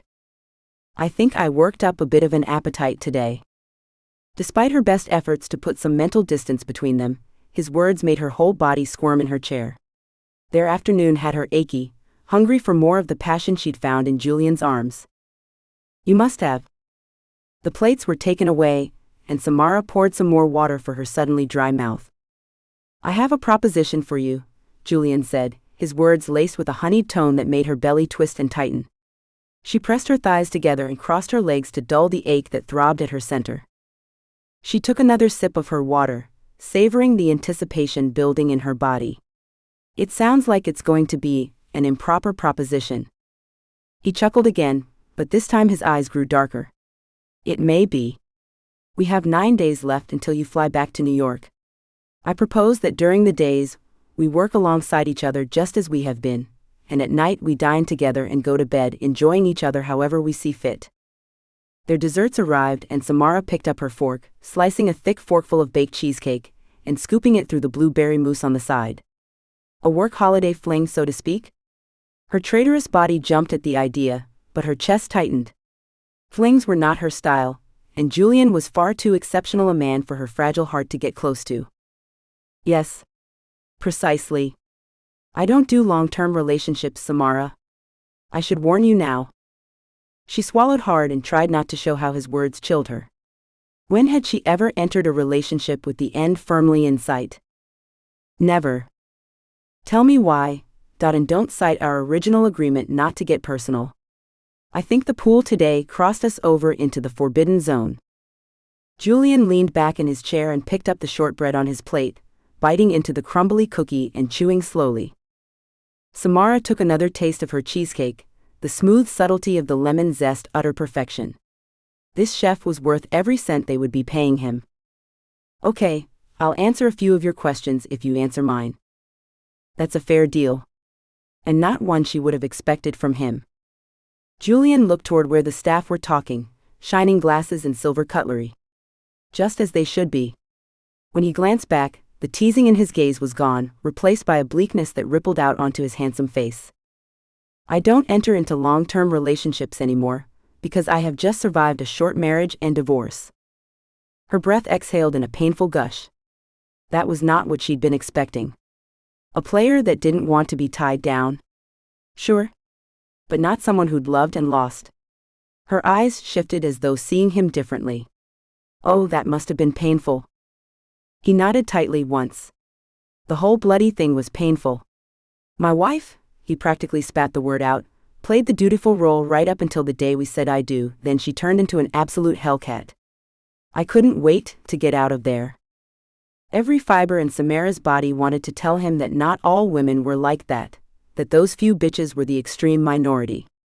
She couldn't deny that they did exist, she'd worked for several. But she kept her mouth shut. There was only one way to prove to a man who'd been bitten that not all women were the same, and that was lots of time and love.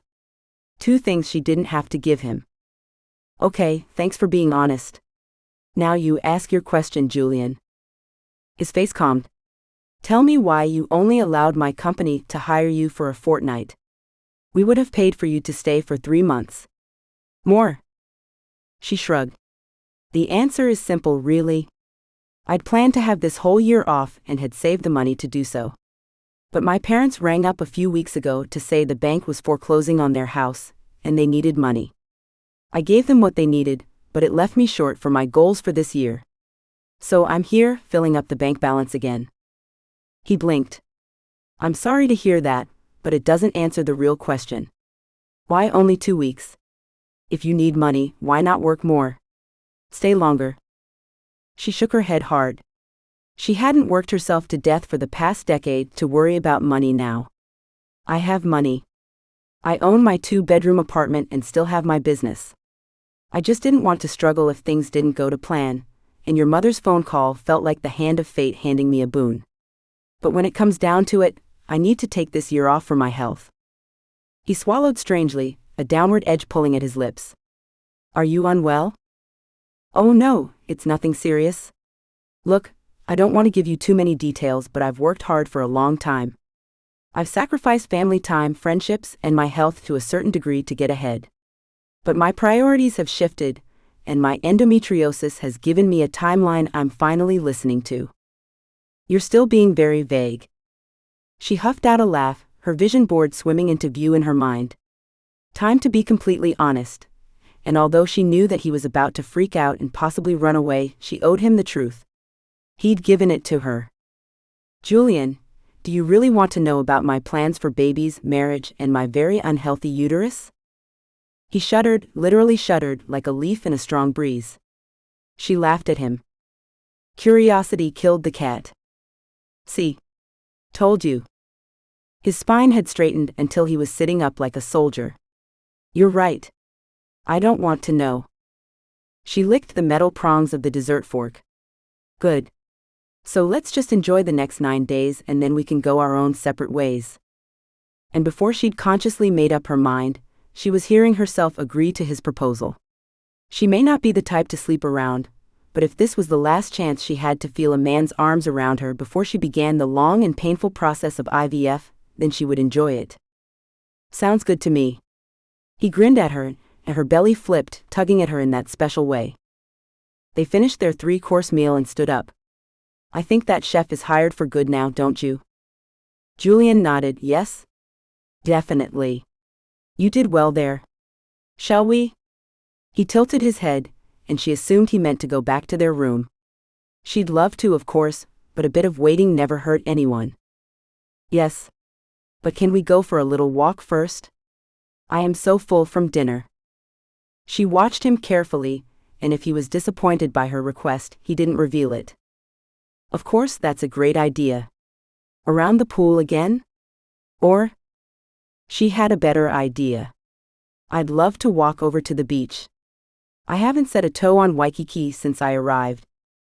He smiled, one of his genuine relaxed smiles, and they headed into the quiet foyer and through the glass doors that now opened on approach. She giggled a little as they walked out into the humid night air and he asked, "What's funny?" She waved her hand at the entrance. "Oh, those doors. I'm always so pleased by small improvements that make a massive difference to a business appeal." He chuckled. Yes. That was a good thing to fix. It was my very first phone call. How are the numbers for the hotel going? We're still very much in the red, but we didn't expect a turnaround from the first day. 3 months is the goal. But let's not talk about work. Tell me about your fantasies. A surprised laugh filled up her belly as she ran across the road, finally landing with her sandaled feet on the cool sand of Waikiki Beach. Now this is a fantasy. She tugged at the buckles and shuffled out of her shoes, before picking both of them up. She held them by the back straps and let the small grains of sand nestle between her feet. It was dark, so all she could see was what the streetlights illuminated, and the moonlight that sparkled off the water. Standing on a beach in Hawaii. I've wanted to come here for so long. She began to walk, loving the sound of the waves, the quiet around her. She put her arms out wide and spun in a circle, her dress twirling around her legs. Isn't this magnificent? He chuckled softly, the sound rolling around her. She was getting used to that laugh. Are you laughing at me, Mr. King?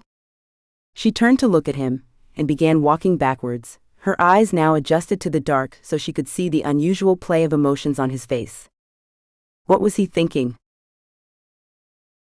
Chapter 10.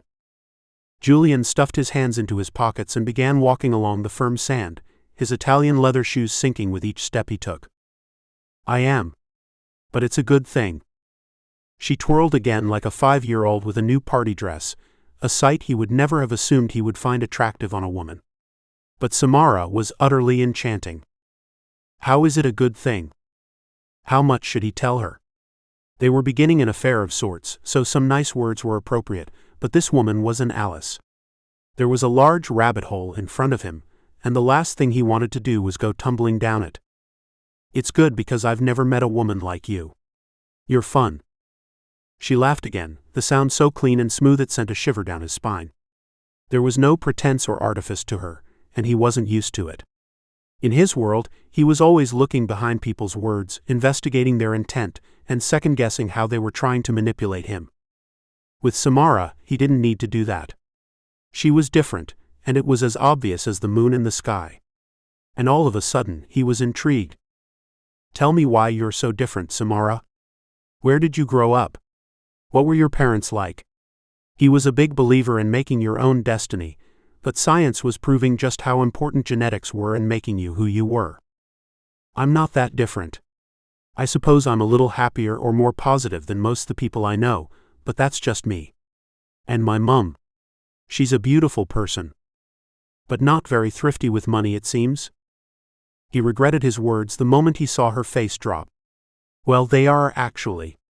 My dad got sick a while ago, and they had to re-mortgage their house to pay for it, and I think they fell behind on payments with him not working.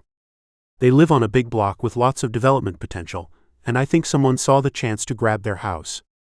I don't blame my parents. He cleared his throat. I'm sorry to hear that. What did he know about a single home and needing to re-mortgage to pay for medical bills? It was so far away from how he'd been brought up. So you grew up? He didn't want to say poor, but what other word was there? I grew up very happy and had everything I needed, she finished for him, dancing a little in the sand. He frowned as he watched her delight. Was it possible that this was all an act? He doubted it. Come on, Julian. Take your shoes off. And your jacket too. You look ridiculous. Why? You want to go skinny dipping? That would be the only reason that he'd be stripping off his suit. She giggled in the night air. Nope, but you've got a point. Home time? She bounced back to him, dropping her shoes and grabbing both of his hands in hers. A hand squeezed his heart from the inside, taking his breath with it. Samara stared up at him with the trust of a child, and he was undone. He pulled her closer and his lips touched hers, breathing in her scent, her warmth, her smell. Let's go back to the hotel. She nodded and bent down to pick up her shoes, taking his hand once again so that they could walk back together. It was a foreign feeling, the casual squeeze of her hand in his. They weren't on display, no one could see them. She wasn't like his ex-wife. Samara wasn't holding his hand to mark him as her property, nor playing a role. She wanted to hold his hand, and considering what they were about to share, it all made sense. He pulled away as they stepped back onto the pavement, his hotel a huge presence across the road. Shall we? She nodded, and together they ventured inside, walking up the stairs to her room on the second floor. His heart pounded as they entered her room, an anomaly in these situations. Chapter 11. No, it's your turn to answer one. Samara pushed Julian's naked chest back hard until she could jump on top of him, clinging to the sheets to cover herself while his hot naked flesh pressed into the spot between her thighs. Fine. Ask away. They'd continued their one-question-a-night game after that first dinner, and she was beginning to crave that special time with him. Those few short hours she got to see Julian unguarded, smiling. They weren't enough. Tell me what you're most afraid of in the world. Blue eyes grew stormy for a moment, before clearing like a summer's day. Snakes. I can't stand them.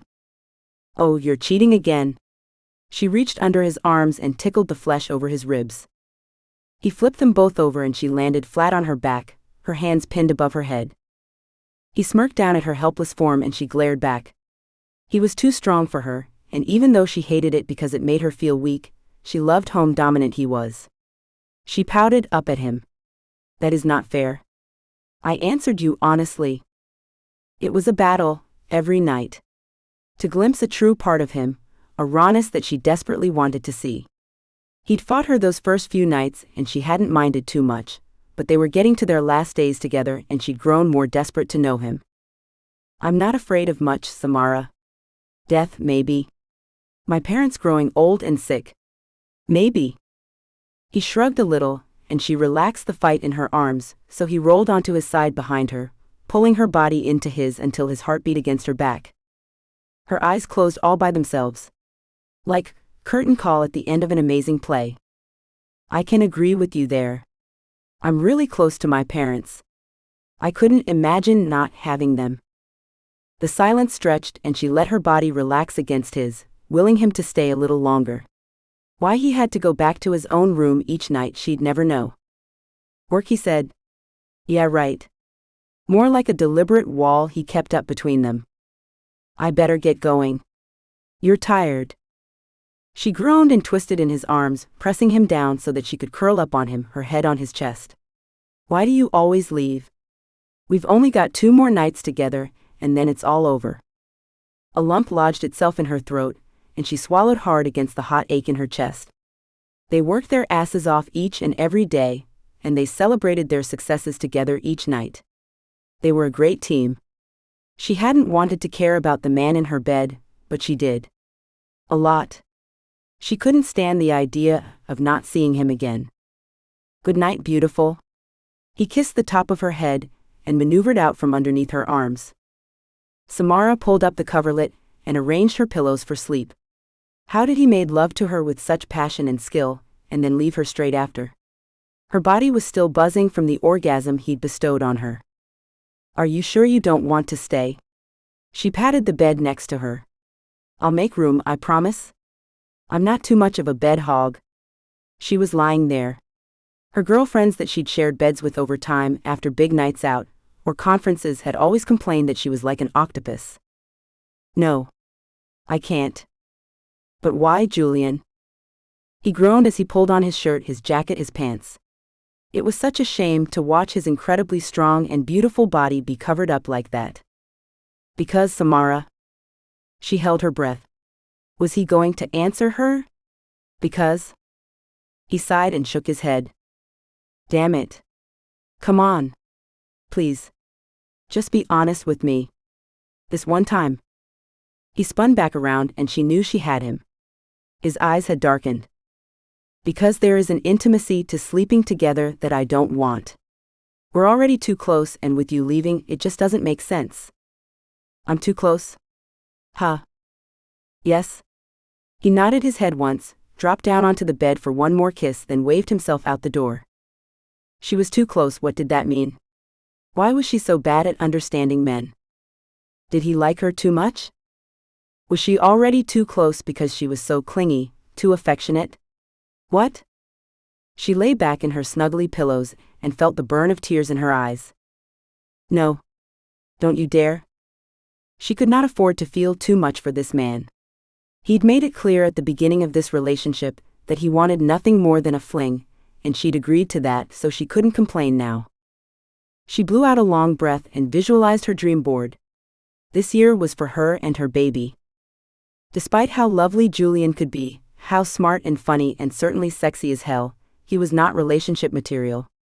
His ex-wife had obviously done a good job of damaging his heart, and that was one thing she wanted from him. She didn't need his money, his status, or even his good looks, although that helped. If she was to invest in the long term with him, she wanted his heart, and unfortunately, that wasn't on offer. Chapter 12. 2 days later, they were having dinner when Julian hit her with one out of left field. I'd love to see you again when we're both back in New York. Samara choked on the water she was drinking, then placed the glass quickly down, dabbing at her mouth with a napkin. Okay. That's a little unexpected. Especially since he'd canceled on her last night, both dinner and their nightly lovemaking session. She'd assumed they were done early, so this was certainly news to her. A tugging worry wove around her chest, and she fought the need to ask him 1,000 questions all at once. Didn't he understand that their lives would never work once they were back in the Big Apple? When she didn't respond, he asked, "What's wrong?" Julian's furrowed brow and worried words surprised her. Did he read her so well already? Nothing. No, seriously, tell me, Samara. I've seen that look far too many times this week. I know you're not thinking pleasant thoughts. She glanced away, a smile tugging at her mouth. So he did know her, a little bit better than she'd realized. I'm just wondering how life will be when we get back. This has been such an incredible week out of time, but what? She took a shallow breath and bit her lip. How to tell him that she didn't have time this year for what he wanted? Also, should she admit the fear she could feel peeking out from her heart that she would never survive longer with him? She was already besotted. How would she continue to fight her feelings for him if they kept seeing each other? His eyebrows narrowed and his blue eyes hardened like flint. Am I to assume from your body language that our liaison is done? There was a hardness in his voice that she hadn't heard before and didn't understand. Hey, what are you getting upset for? He sat up like a tin soldier. I am not upset. Bullshit. He'd outright told her that nothing else was on offer, and she'd hardened herself to that reality. Changing her plans on a promise of another sex-only affair would be devastating to everything she needed in life. You are upset. I thought we'd agreed that this was a holiday work fling thing. She let the question hang in the air between them, and he took his time responding. Julian forced a smile to his lips and then took a long swallow of his red wine. He'd been thinking about this, and he had an answer for her. It's up to you really, Samara. We can leave it as a holiday fling. Or, we can continue to see each other when we get back to New York. We don't live far from one another, and we get along well. That was an understatement, of course. He'd never met a woman whose company he enjoyed so much, but he was keeping that to himself. She drew a deep breath, looking away for a moment, and unease shifted in his chest. Had he read her enthusiasm over the past few weeks incorrectly? He'd thought she would jump at the chance to spend more time with him. Enjoy his lifestyle. His money. Even just the sex, that was good enough to sacrifice time for. Her eyes shifted back, a pinch between her eyebrows raising red flags for him. What sort of relationship would you want back in New York, Julian? This was the slippery slope question.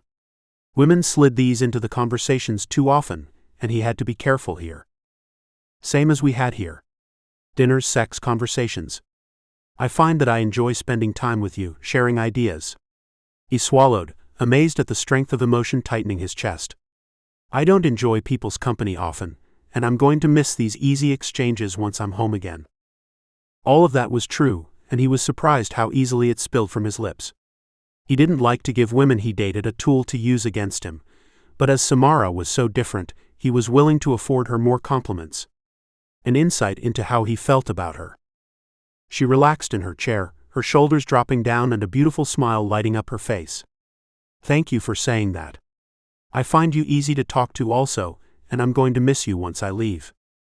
And yet she was saying no. It was obvious. What had he missed? Does that mean you want to leave this in Hawaii? His gut burned with a heavy disappointment.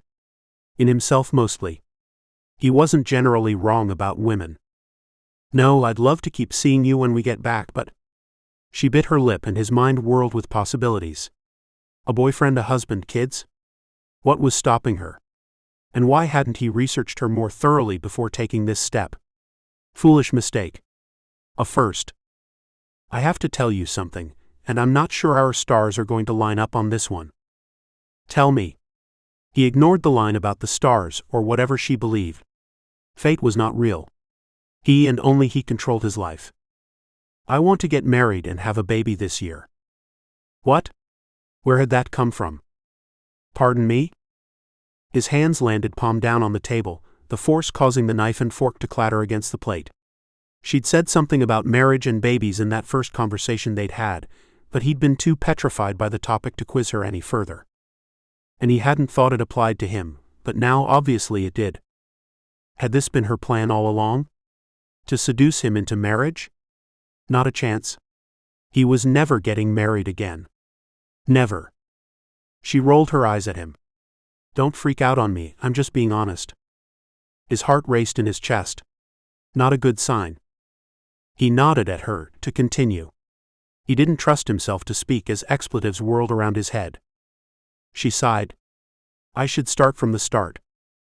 He nodded again and forced the words out. Probably best. Had he been fooled by a woman again? Impossible. Damn it. Hadn't he learnt his lesson from Marguerite? Samara took a deep breath and began intertwining her fingers like she did sometimes when she was thinking or nervous. I set myself several goals when I was 21, all revolving around money, business, property, etc. And thanks to a lot of hard work and some help from Lady Luck, I've achieved them all. But on a personal level, I'm way behind where I wanted to be. I have endometriosis, quite badly actually. It's a condition that makes conceiving quite difficult, and my specialist told me years ago not to wait until after I was 30 to have a baby, or it may not happen. And at my last appointment, he told me that a hysterectomy is on the cards if I don't act fast.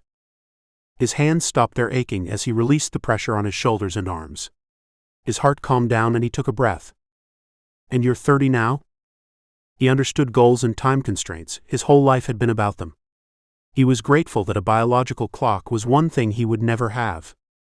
I turned 30 this year, that's why I initially refused this job. I'm in the process of taking a major step back from my business. I'm not taking on any new jobs, and I'm training people to replace me so I can take the year off. I start IVF as soon as I get back. He stilled, amazed at the narrow view she had of the world and her life in the future. She wanted to be pregnant that soon? He dodged a bullet then. IVF. He'd heard it was an incredibly expensive, stressful, and damaging process. Just thinking about the artificial hormones she'd be pumping into her body made him cringe, let alone the natural pregnancy-related ones. IVF? With who? A donor, unless I meet someone very soon who wants the same things I do. As if any guy would be able to get up to speed that fast. She had no hope of achieving that goal. And if you meet someone but he doesn't want kids? She shrugged, a soft smile tugging at her full lips. I believe very much in the universe sending you what you need. Well, that certainly isn't me. He cleared his throat, waiting for the cloud of disbelief to unfog his brain so he could speak. This woman, whose dreams were literally his worst nightmare, sat before him. He should run screaming from the building. However, the fact that he may never see her again was tugging at his heart with unnatural pain. Well, at least you've been honest, I'll give you that. She laughed, but it sounded hollow. Look, I appreciate the fact that you aren't on the same page as me, so let's just enjoy the last night we have together and then say our goodbyes tomorrow. It has been an amazing journey, and I thank you for that, Julian, very much. Love poured out through her eyes and he looked away, tightness squeezing his chest again. He didn't want to focus on any of the feelings Samara invoked in him. There was only one thing left to do, and she was right. Enjoy their last night together. He had so many things left he wanted to do to her. He turned his gaze back on her, and injected the lust that was now trickling through his veins into his tone. Now that, my beautiful, sounds like a plan. Chapter 13. Samara let Julian lead her upstairs, her throat aching from unshed tears. She'd been completely honest with him, and he had acted how she'd most feared he would. With utter fear and certain rejection. But she was doing the right thing by stopping their relationship tonight. It was the best thing for both of them. Julian would never handle her IVF journey, and she couldn't continue to have sex with him and keep her heart in one piece. Tonight would be pushing her resistance as it was. She squeezed his hand. Can we go to your room? I haven't seen it yet. He hesitated, then smiled, pulling her toward the old grand elevator that she'd become very attached to.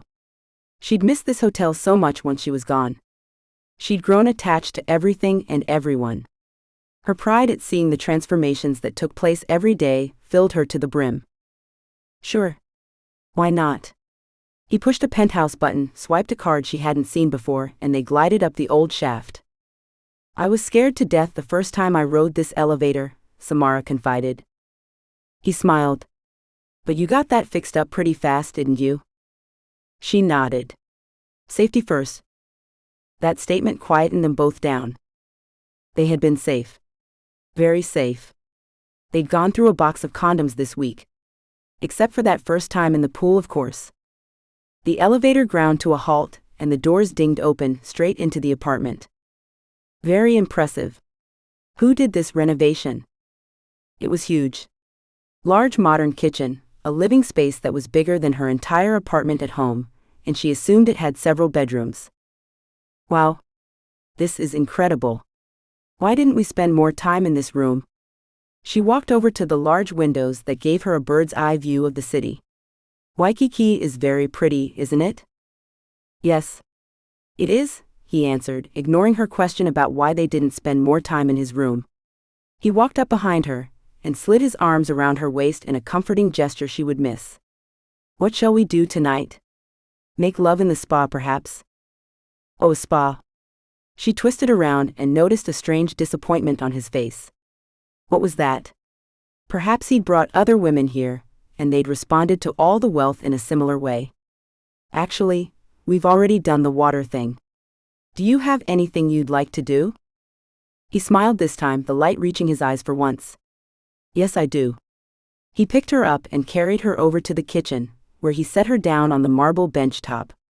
She tried not to squeal as the cold bench top bit into her thighs and instead focused on him.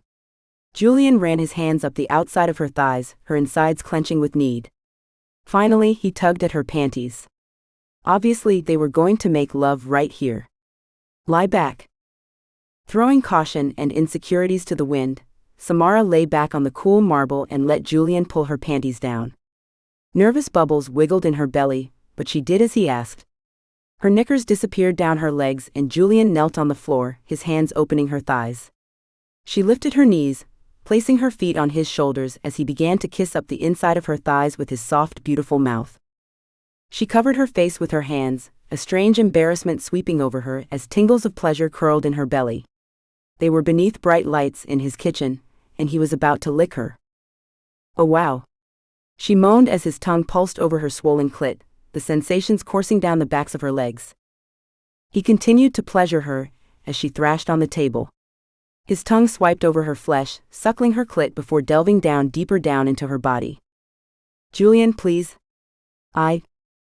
He stood up and looked down on her, wiping his glistening chin with his hand. "What is it?" "I want you." Satisfaction showed in his gaze as he grinned, lifted his hand and slid his fingers into place. Opening her, filling her up, and causing a new pleasure to pulse through her belly. He moved his fingers in and out, in the perfect rhythm that made her eyelids begin to drop and her legs to tighten. He withdrew his hand from her aching cleft and began to unbutton his pants. She pulled herself up to sitting and attacked his buttons herself, opening his shirt so that she was free to touch him properly. Her hands ran over his hot skin and pushed his shirt down his arms. Julian opened his pants and stroked his cock with his wetted hands, then slipped protection on. She would have much preferred there to be no barrier between them, but he'd argued this point already with her. She held tight to his shoulders and stared into his eyes as he stepped closer. Julian said, "I want to remember this." She nodded and breathed out slowly, opening her legs to accommodate him now that he was fully naked.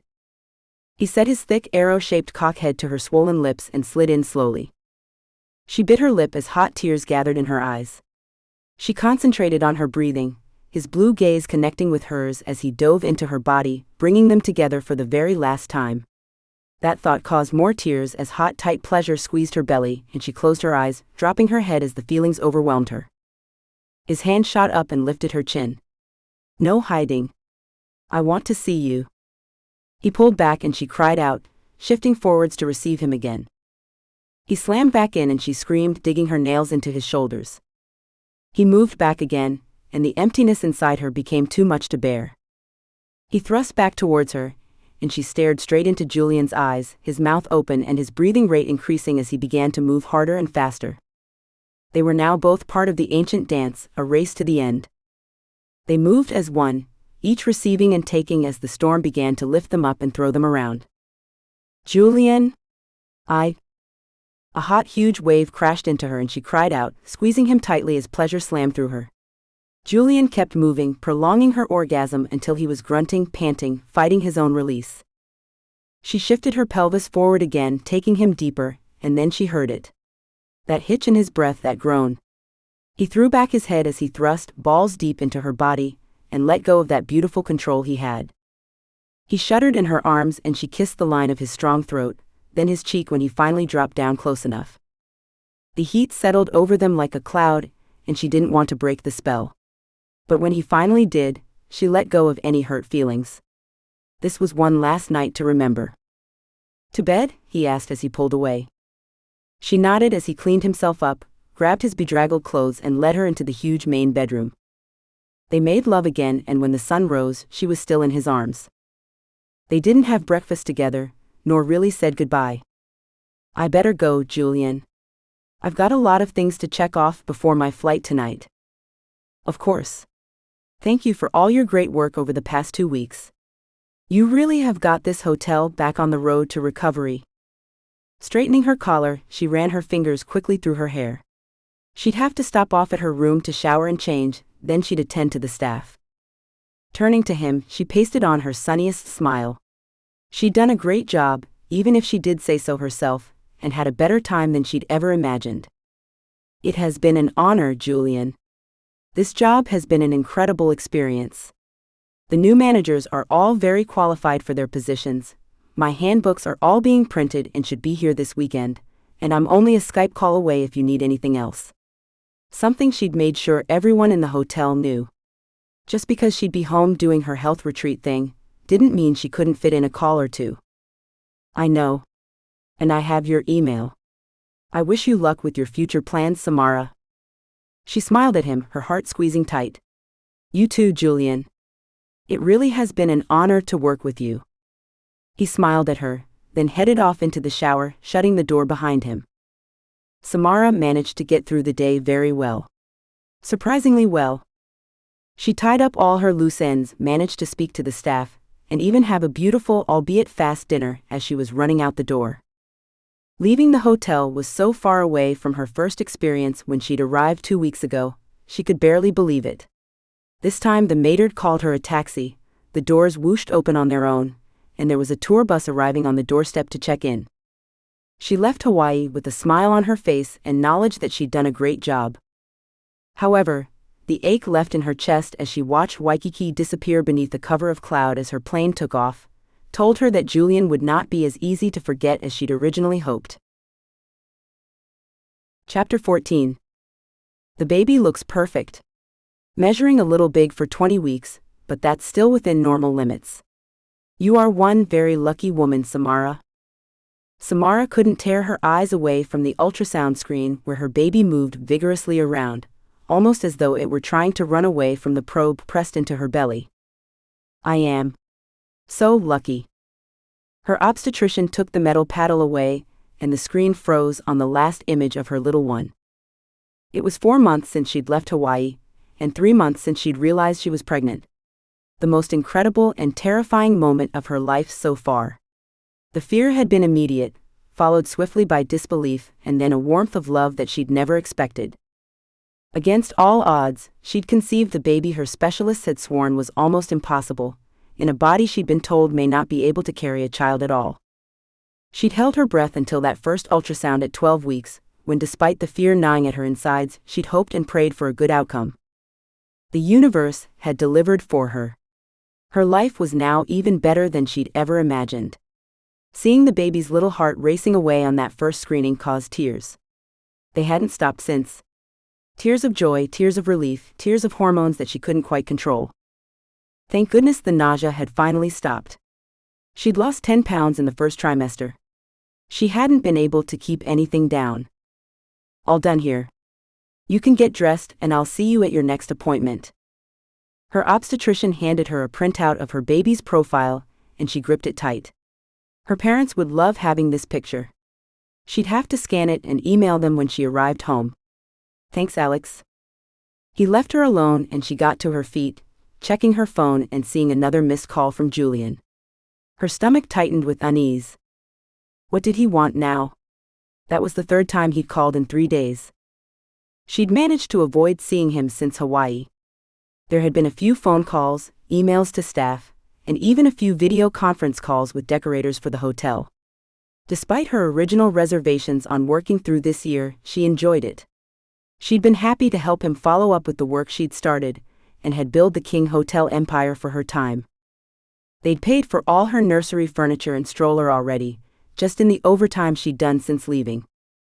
Everything was going so well in her life, she found herself holding her breath some days, waiting for something bad to happen. Her business was ticking along, her 2 protégés were doing very well in her absence. She was seeing a chiropractor, a naturopath, and doing pregnancy yoga regularly. Her parents were happy and debt-free, and she had a healthy baby growing inside her. Everything was perfect. Her phone tinkled, and she glanced down to see Julian's ID once again. She groaned and switched it off, throwing it into her handbag. She paid the doctor's bill with a swipe of her credit card and made her way out of the clinic. Julian couldn't find out about her pregnancy. He'd made it very clear that this was never on the cards for him. And yet, no matter how often she told herself that she was doing the right thing, the guilt she felt every day at keeping it from him ate at her heart. She wanted to tell him so much. But she was terrified too.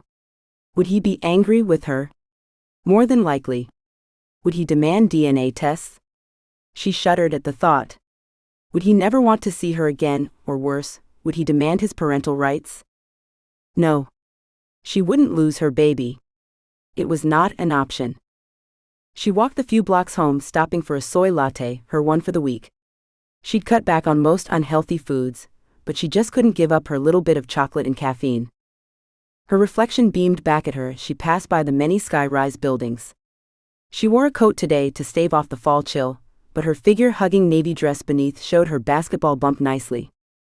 She smoothed her hand along her baby and kept walking, a list of emails that she needed to send off running through her head. As she approached her building, her eye caught a flash of something silver as an expensive foreign car pulled up at the curb. Rummaging through her large Hermes bag for her keys, she turned away toward her building. It was such a luxury to have a car in New York. The street was littered with yellow cabs and not much else. Samara? She froze, her fingers still clinging to the keys in her hand. She knew that deep, cool voice too well. Panic ensued, with her heart stumbling to the starting blocks and then racing off. Ants crawled all over her skin with feverish pace. Her belly. She wrapped her coat around herself and tied the belt as tight as she could. When she turned around, she'd managed to plaster a smile onto her face, but her knees were trembling where she stood. Julian King. The man of her dreams. Literally. His blue eyes, hot words, and incredible love-making skills still haunted her nightly hours. He stepped in front of her, his eyes wide, his hands outstretched. You are one hard woman to find. Hardly. I didn't even think of moving apartments. She laughed and leaned forward as he drew her close. His lips touched hers with a soft kiss that lingered, a shiver caressing her spine as her eyes dropped to half-mast. Don't let him know. She pulled back and held her bag in front of her belly, trying not to look as obvious and awkward as she felt. Not really. I've answered all your emails and most of your calls. But I've been busy too, and the hotel seemed to be ticking along just fine. Anyway, Julian, how are you? Long time no see. She was forcing it, and when his mouth dropped into a displeased frown, she knew she was blowing it. Big time. What's wrong, Samara? Have I interrupted something? Are you meeting your boyfriend or someone? He looked behind him, as though expecting a man to materialize. She laughed, forcing out the sound. Of course not. I was just sorting out lists in my head. A bit distracted today. How are you? How's the hotel going? Trey has sent me photos, and I've seen lots of good reviews on TripAdvisor. It had made her proud to see so many people flocking back to the hotel she'd helped rebuild. And you've got your money, of course. His tone was flat and it made her gut twist. Yes, she'd received the bonus she'd been promised if the hotel performed as they'd wanted within the first quarter. Mrs. King had been very impressed with the changes. Yes, I did. Thank you. Julian glanced up at her building. Can I come up? He took her elbow and turned her. Her feet moving despite her brain telling her to stop. Ah, no. It's not a good time. Julian stopped, his hand falling away from her elbow. You have met someone. No. It's nothing like that. I just want to keep things as they were left. Clean cut. Well, I don't. Let's go. I hate talking on the street where everyone can see us. He kept walking, and somehow she followed along with his plan, opening the front door to her apartment building and got into the lift before she could think of a better way of putting him off. He pushed the button for her floor and she rolled her eyes. He knew where she lived. She wouldn't have been able to avoid him even if she'd convinced him to go away today. It was pretty obvious he would have come back and knocked on her door. Damn. I should have said I had a new boyfriend. He would have left then. When the elevator opened, she walked out into the hall and fumbled with her keys. Julian, what do you want? I really do have lots to do today. I have another proposal for you. A better one. So, if you don't mind, I'd like a coffee and to sit down with you and talk about it. His tone brooked no argument and her brain went to mush. She twisted and held the key out, managing to get it into the hole and turning the knob to let her back into the apartment. She held her breath as she did a quick scan of the furniture. No.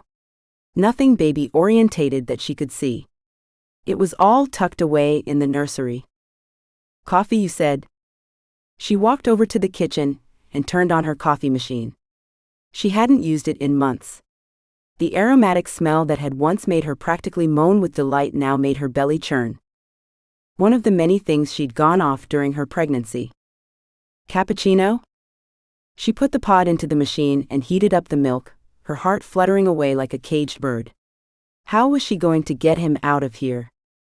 She made his drink and turned around, pushing it across her crowded benchtop. Her back was sweating and she was dying to take her coat off, but the last thing she wanted to do was expose her pregnancy. What can I do for you, Julian? His eyebrows did that odd dance when he was surprised by her and wasn't sure what he should say. I wanted to see you, what's wrong with that? You've been avoiding my calls and I wanted to check on you, make sure everything was okay. She gestured to herself in general. Well, as you can see, I'm fine.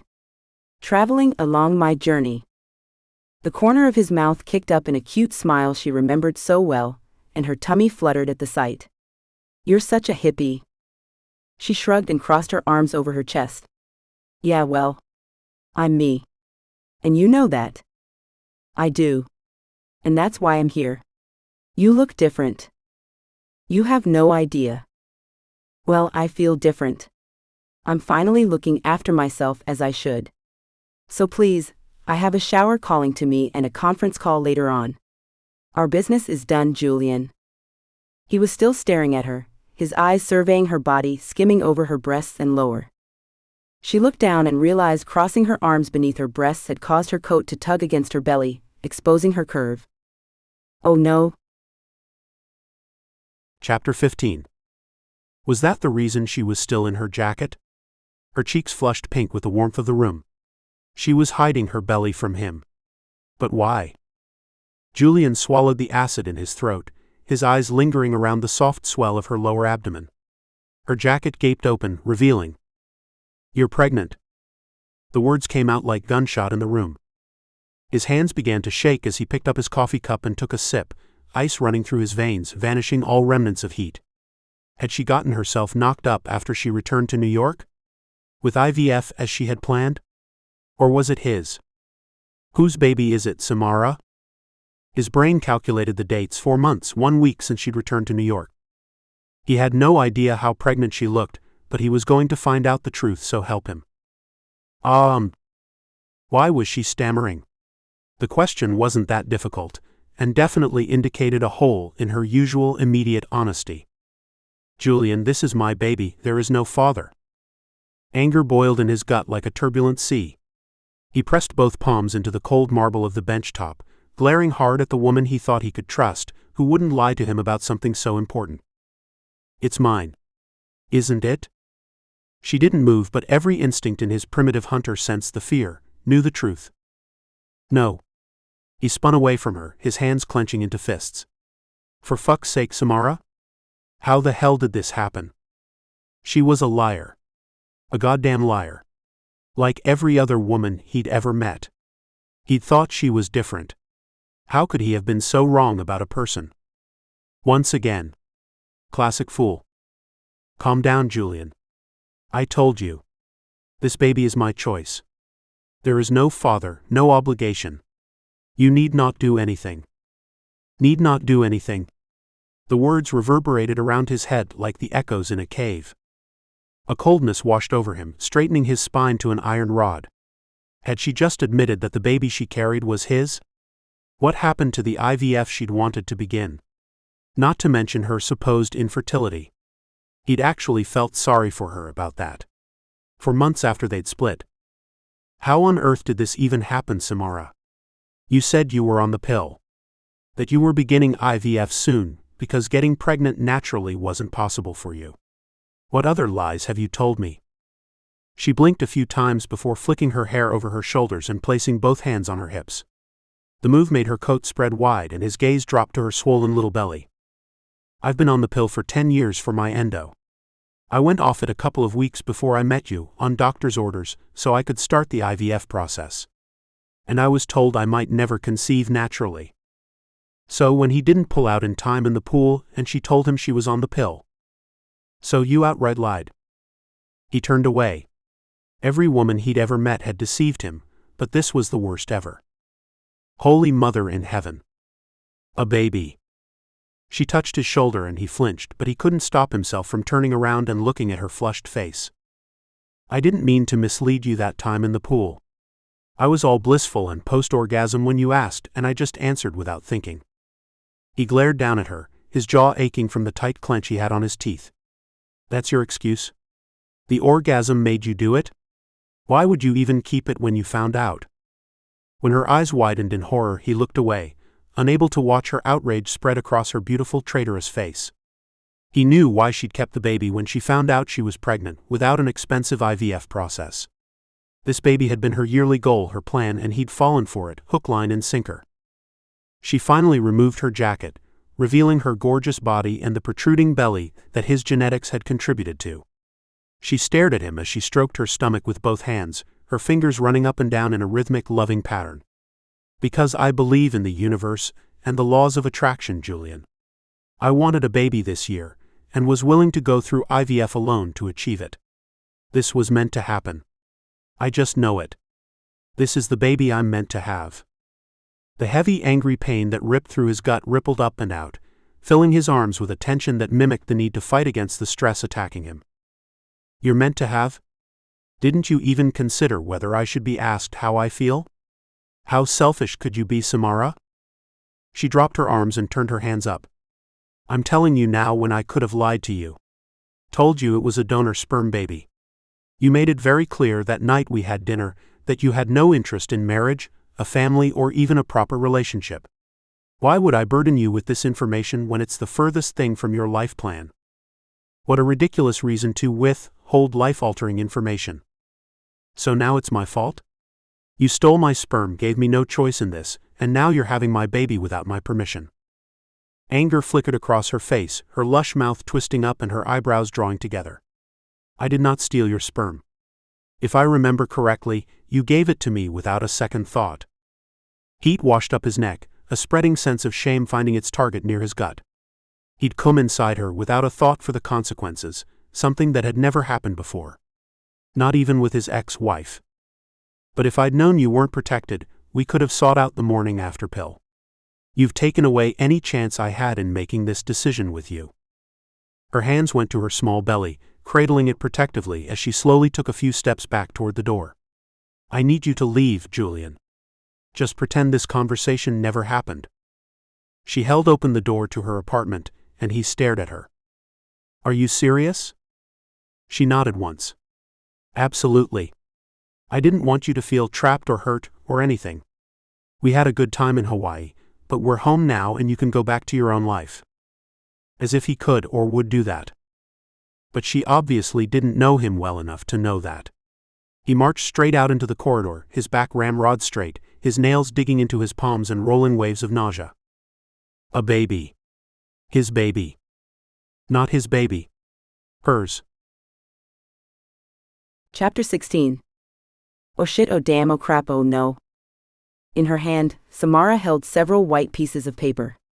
All of which was going to cause a disaster in her life. Julian wanted a DNA test. He wanted his parental rights, and worst of all, he wanted her to marry him. Marry him? What sort of man put a proposal in a lawyer's letter, coupled with a very insulting DNA test suggestion?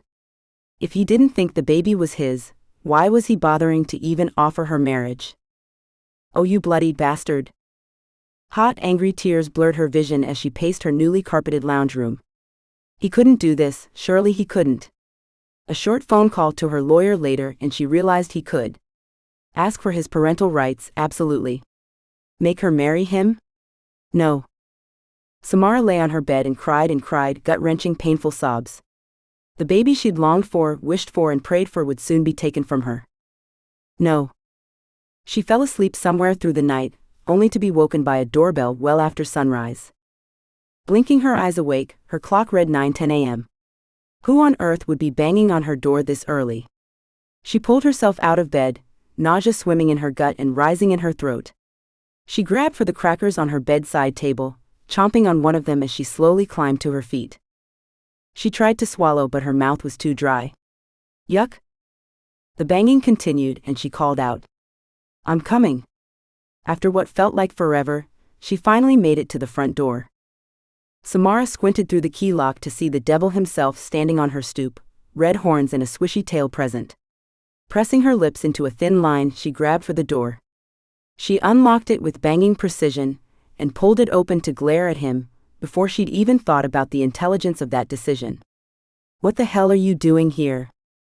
He had the grace to look bashful, his eyes averting to the ground. "Can I come in?" She bit her tongue, the litany of curses she wanted to hurl at him ready to jump at a moment's notice. But there was a bashfulness to his submissive stance that made her hold her tongue, and instead, she just stepped back and waved him in. Only then did she notice the bouquet in his hand. "These are for you." Again, her first reaction was one of violence, but she'd never been one to take her anger out on poor defenseless flowers. She snatched them from his hand and marched over to her kitchen bench. "Thanks. Shut the door behind you." The crystal vase her mother had bought her as a housewarming present sat on the top shelf, and was the perfect size for her flowers, of course. She pulled it down, filled it with water, and began arranging them. They weren't just red and white roses, there was a combination of greenery, tulips, and even orchids. As she stared into center of the vase, water twisting around the stems reminding her of how swamped she felt herself, she asked her tormentor, "What do you want, Julian?" He pulled out a bar stool and sat down at her kitchen bench. "I want us to talk." Her head snapped up and she narrowed her eyes at him. "Talk? Don't you think your lawyer's letter said enough?" He shook his head and held up his hands. "No, it didn't, and I apologize for that. I think I acted too rashly." Her temper exploded like Mount Vesuvius. You think? You think? I am pregnant, by the good graces of whatever deity deemed it possible, but this is still a very high-risk pregnancy. I do not need this stress or this shit, Julian. I spend every day meditating, going to yoga, and eating the most organic food I can find to keep my baby alive, and you decide to threaten me with a lawyer. What are you trying to do? Make me miscarry? She was screaming by now as her true fears poured out. She'd put everything on hold for this baby's health, and its own father had put its life in jeopardy. The stress from yesterday would surely leave its mark. He stared at her, his eyes wide and his lips thin. "Are you all right?" "Of course I'm not all right. And you can forget about me marrying you. You can wait until the baby's born, and then do your DNA test. Don't you be thinking you'll be putting a needle anywhere near my baby. The risk of miscarriage with an amniocentesis is 0.5%. You can go jam it up your ass." Breathing was becoming a problem. She panted, taking long, quick breaths. How could he do this to her? Julian pushed himself to his feet. "I didn't mean to distress you so much. I wasn't thinking properly. I'm sorry." "You should be." She moved around the kitchen bench and staggered to the couch, falling into the soft cushions and grabbing a pillow to cuddle for comfort. She gulped at the lump in her throat.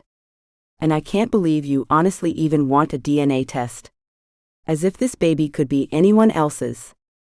That had really pissed her off. She hadn't slept with anyone in months before she'd met Julian, longer if she was truthful. Accusing her of being a slut was hitting way below the belt. Julian sat down in the couch opposite her, his mouth tight. "That wasn't my idea." "Good, because you're not getting the results for another 20 weeks. She held tight to her pillow and turned her face away, staring out the window where there was a clear, cloudless fall sky. Bloody stupid weather. Where was a hurricane when you needed one? Maybe it could blow Julian right over a rainbow. "I believe you, Samara."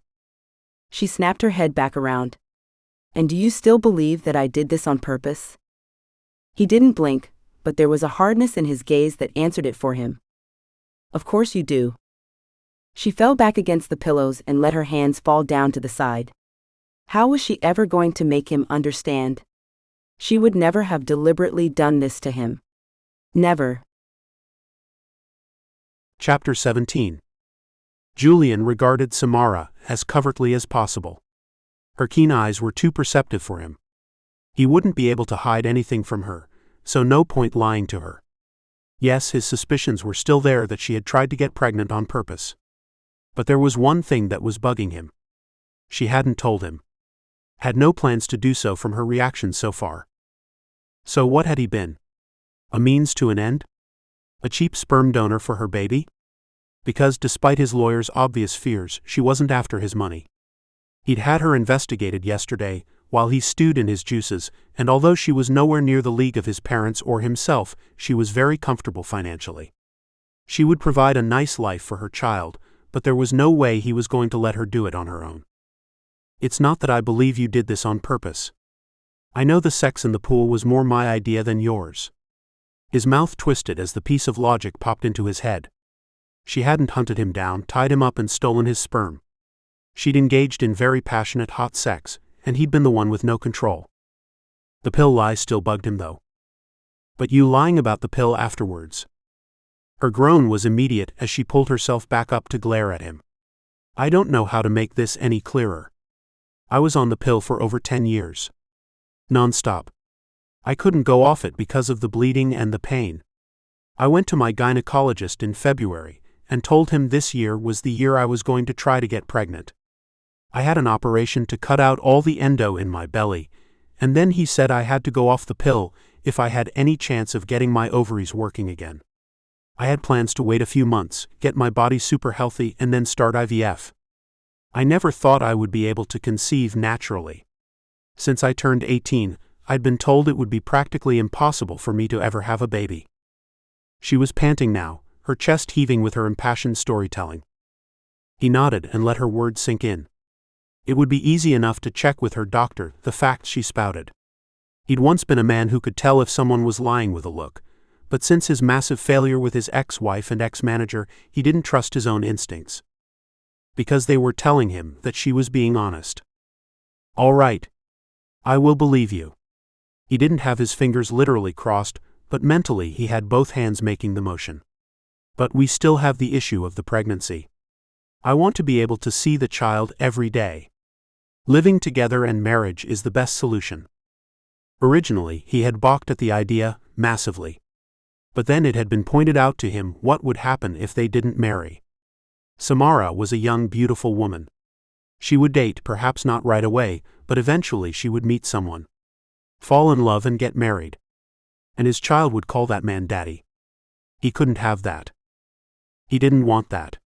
Because although he'd never wanted children, now that there was one, he found he had very specific feelings on the topic. Marriage gave him more than full rights to his child, it gave him her. They'd been good together in Hawaii. Why wouldn't they be able to come to an agreement that would suit them both? You are out of your mind if you think that I would ever marry you, Julian. Her hand went to her belly, cradling and stroking in a protective, frantic sort of motion. He tried not to focus too much on the bulge of his child, but it distracted him no end. His parents had always demanded he continue the line, the name. But he'd refused up until this point. He didn't want to screw up his kid as his parents had practically tried to do with him. Boarding schools, nannies, no affection or love. What sort of father would he be after the example he'd been set? But that had all been before Samara's body made his baby. Everything was different now. He would be different. His mother would be thrilled once she found out. Samara. Think of all the advantages marriage to me entails. Unlimited money to expand your business, take on more people, not to mention what it would mean for our child. The best schools, the best of everything. She pouted a little, her gaze not meeting his. It's my child. He clenched his jaw tight. In the eyes of the law, she was dead wrong, but he had to be gentle. Obviously, his lawyer's letter had sent her into an absolute meltdown, which could not have been good for the baby. Samara, please don't push me. I am the father. 50% of that baby's parents. He left the rest unspoken, but even that seemed to agitate her as she stood up and moved to the kitchen. "Do you want a drink or something?" "Water would be great. Thank you." Perhaps they needed a better compromise or more time. They had 20 weeks after all. He was sure he could convince her by then. Samara served him up a big glass of water, and he swallowed it down, his throat unusually parched. He'd headed over here feeling determined, but it was only now that he was realizing that this was probably the most important conversation of his life. "Look, Samara. We can do this, I'm sure. I want this to work, and I'm sure we can hash out a solution that works for both of us. After all, we worked really well in Hawaii together." That drew a tiny smile from her, and his heart fluttered in a strange way. He'd forgotten how much her happiness affected him. "I suppose so." Her shoulders were slumped, and he tried not to be affected by her defeated posture. The main reason he'd hunted her down after so long was because he wanted her in his life. She was normally such a unique person. So vivacious and lively, happy. This sadness didn't suit her at all. "All right." He thought fast. What were his options? "Well, I will look into buying an apartment closer to here, maybe even in the same building. That would give us more time together." She raised her head, her clear eyes watching him. "Sorry. Do you mean you want to spend time with me now? Or us when the baby's born?" "Probably better to start looking now. The market around here is tightly held." She had bought in a nice area, and he admired her for that. "Yes. There's great schools too." She reached over to her bag and began riffling through it. His stomach dropped with worry. Was she going to throw his lawyer's letter literally in his face? That had been a dumb idea. He'd realized it pretty much as soon as the letter was sent. Aggression and lawyer letters were not the way to deal with a situation like this. Here's some of the pictures the doctor took on Tuesday. She passed him 2 small black and white photos, and for a moment he didn't know what he was looking at. Just blotches of white and out-of-focus shapes. "There's the head and nose," Samara explained, running her fingernail over the picture. The photo transformed, and suddenly Julian could see a baby. Oh my God! He couldn't believe it. There was a whole person in the photo, and he hadn't even seen it. "The doctor asked me if I wanted to know the sex, but I didn't. I like the surprise." He just nodded, not caring about that. Up until 2 days ago, he wasn't having a child at all, so its sex wasn't important to him. She pressed on. "Do you care what it is?" No. Not at all." He tore his eyes away from the picture, and slowly placed it down on the table. A baby. He really was going to have a baby. His throat tightened and his chest began to squeeze tight, the air in the room thinning out so he couldn't breathe. I think I need to go. But can we organize a lunch or dinner? Sometime when we can talk." So many things to sort out. He needed to change. Everything. His life did not suit a child. "I have a hospital appointment next week if you want to come?" she asked, her voice a little anxious. "Why not? In for a penny, in for a pound." It would probably help him understand how this had all happened in the first place. "Yes. I would love that. Email me all the details, yeah." He was not coping suddenly, and he needed to get away. Guilt or pure panic, he wasn't sure which, but they were chasing him and he couldn't get away fast enough. He turned toward the door when he saw the flowers, and he realized why he'd come here in the first place. A calm washed over him. He would change. He was sure he could. He swiveled back around and injected as much sincerity into his tone as possible. "Please ignore everything in that lawyer's letter. We can work things out ourselves and we have time. There's no rush." She nodded, her eyes a little shiny. "Thank you. I appreciate that." He nodded once more and left, his thoughts and feelings whirling around in a big mess that was quite cathartic. He had to let go of his preconceived ideas and get on board with this new plan. For the first time since he'd found out about the baby, he was beginning to think that things might actually be okay. She was a sensible woman, and he'd forgotten that in the stress and hassle of the past few days. Perhaps his luck with women and people had finally changed. Chapter 18. He was late. She told him not to be late. Samara Jenkins. Her name was called by the nurse, and with anger gripping her stomach, she pushed herself to her feet from the hospital waiting room. The doors of the lift opened with a melodic ding, and Julian rushed out. "I'm sorry I'm late." He looked properly contrite, and she was surprised about how quickly her anger dissipated and happiness filled her. She was actually very relieved to see him, and that surprised her.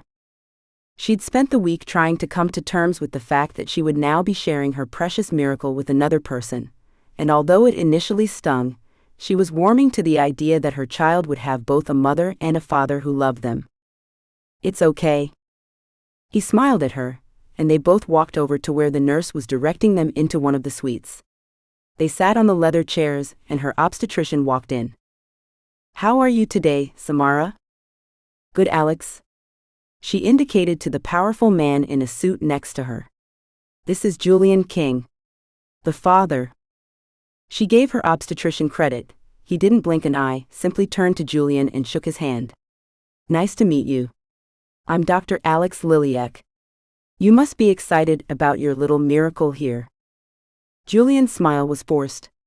"I was surprised, to be honest. Samara told me that she believed she couldn't conceive naturally." She resisted the need to roll her eyes. Let him ask his questions and check if she was being completely honest. She'd never lied to him, not on purpose anyway. Alex sat down and stared straight at Julian. By all accounts, she shouldn't be able to. I'd estimated at least 3 rounds of IVF, and then perhaps a surrogate if she couldn't carry to term. Samara is amazingly healthy, and so is the baby, considering the limitations of her body. Julian nodded and swallowed. If he had any more questions, he kept them to himself.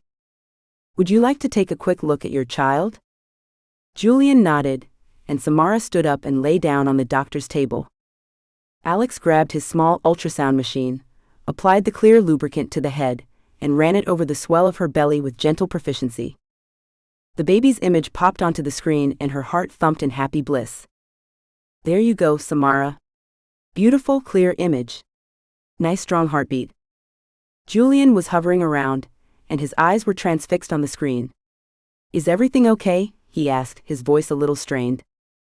"Yes. So far so good," Dr. Alex said, his fingers tapping on the buttons as he measured the length of the baby's spine. "But there could be problems?" Julian asked, twisting around and looking at the doctor with concern written into the many wrinkles on his forehead. "Yes, there can always be problems, and with Samara's past surgeries and history there are risks. But we monitor her every week, and we're hoping for a good outcome." "Yes. I can't wait," she agreed, focusing on the beautiful natural birth she wanted in her mind. Visualization was key, and the doctor had said that he would support her in her attempt. Dr. Alex checked her blood pressure, weighed her, asked a few more questions, then they were out the door. Samara tugged her scarf tighter around her neck. Winter was on its way. "Thanks for coming, Julian." She turned to see that strange look on his face again. She laughed, enjoying the glazed expression that clearly indicated that he was speechless. He shook himself. I? Would you join me for dinner?" Him. Where would this go if she agreed to dinner? Know where she wanted it at the moment. "I'm not sure, Julian. If we are going to co-parent, that is one thing, but if you are trying to make a relationship between us work, I'm not sure that's ever going to happen." His jaw tightened visibly, and she knew that she had her answer. He wanted a proper relationship, or at least an attempt at one, and she wasn't sure they'd ever get past the scars that had already been sliced and badly healed. "Julian, I'm not sure you will ever trust me how I need to be trusted, and I don't think I'll ever quite believe you're here for any other reason than an unwanted baby. It's a mess." He shook his head, reaching out for her hands, and she let him take them. "What do I need to do to convince you to at least give us a chance?" She glanced to the side. What would it take for her to trust him again? She had no idea. There's lots of things and yet nothing specific. I don't know what to say. I don't even know how we're going to work out custody arrangements. Stop talking like that. I don't want to discuss custody. Forget about the baby, if you can, for 1 minute. I came back for you, Samara. I waited and waited, hoping you'd call, come visit, anything. Finally, I couldn't stand it any longer and I found you. Don't you understand? I want you. His eyes were so sincere, and his words were every bit as beautiful as she'd imagined in her most secret of fantasies. But how to believe him?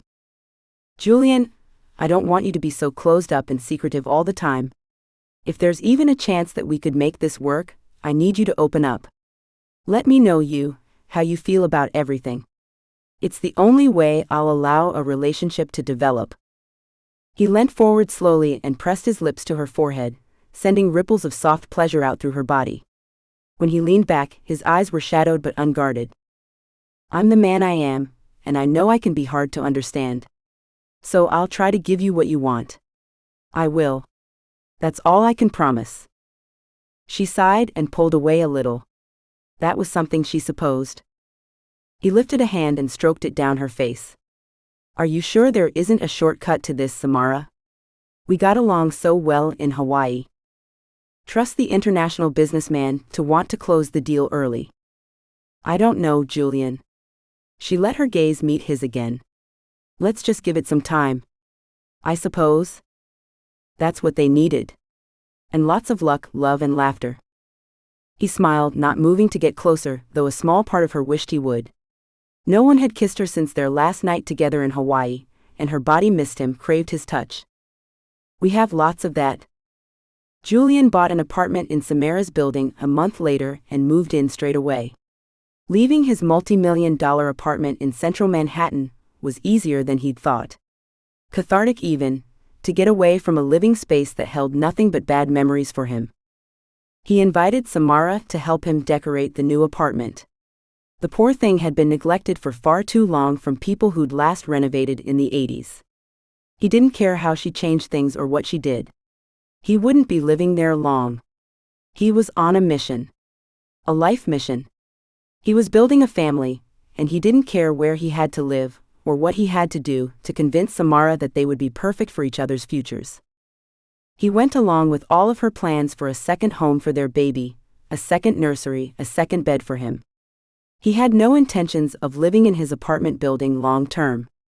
He would buy her a big house opposite Central Park, or out of town. He didn't care.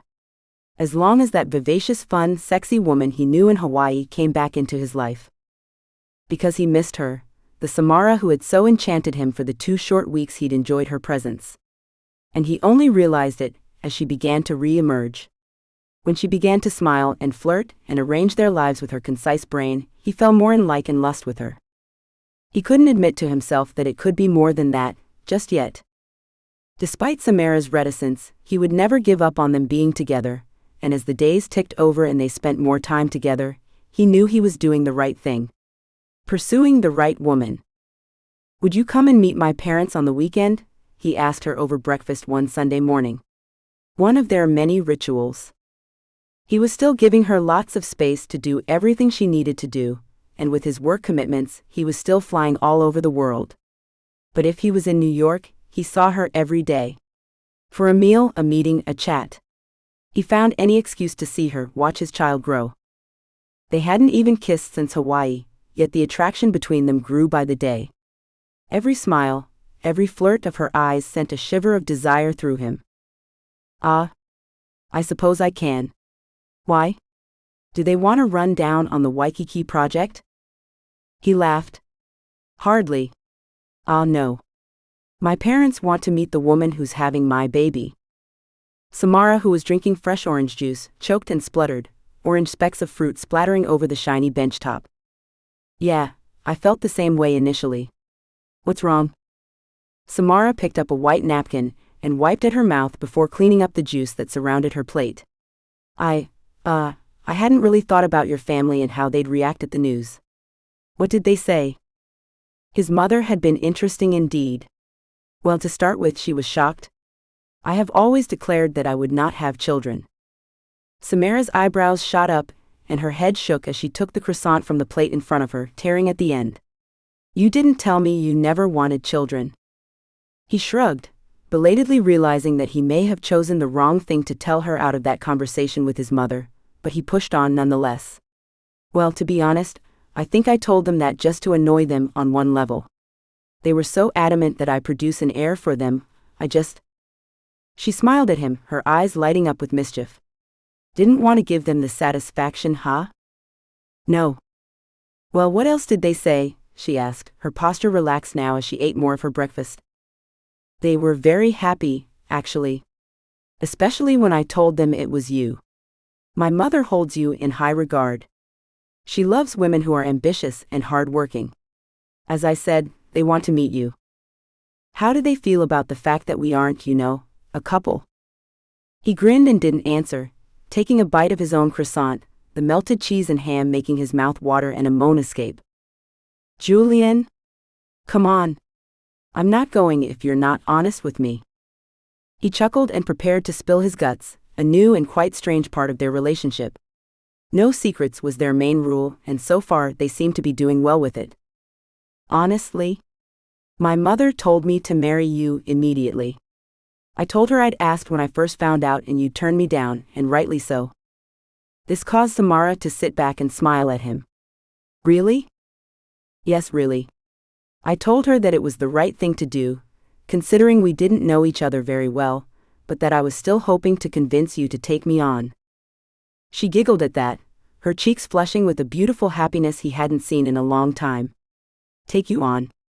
Please. She rubbed her big belly in that gorgeous way she had, and lust kicked inside him with a suddenness he wasn't expecting. Ah. Samara, can I feel it? Oh. Sure. She swiveled around off her chair and walked around the table to him. He twisted on his stool and opened his legs, grabbing her and bringing her in. She came into his arms and the cloud of her subtle lilac perfume teased his nose. He ran his hands up her side and cradled the swollen flesh that held his growing child. The babe kicked out against his hands, the shifting of the flesh beneath his palms a minor miracle. I wish I could sleep next to you and feel him through the night. Him, huh? She asked, her hand stretching up and running her fingers through Julian's hair. His breath caught in an odd way and his heart began to pound. God, he'd missed her touch. He moved his hands around behind her waist and tugged her tighter. She stared down at him, and although she didn't move closer, she didn't move away. He needed to kiss her, his heart screamed at him to do so. He cupped her jaw in his palm and pulled her closer, the soft skin of her face calling to him to caress and enjoy her. Her lips touched his with the softness of butter, and he groaned as flames licked at his soul. He needed to touch her, if only like this.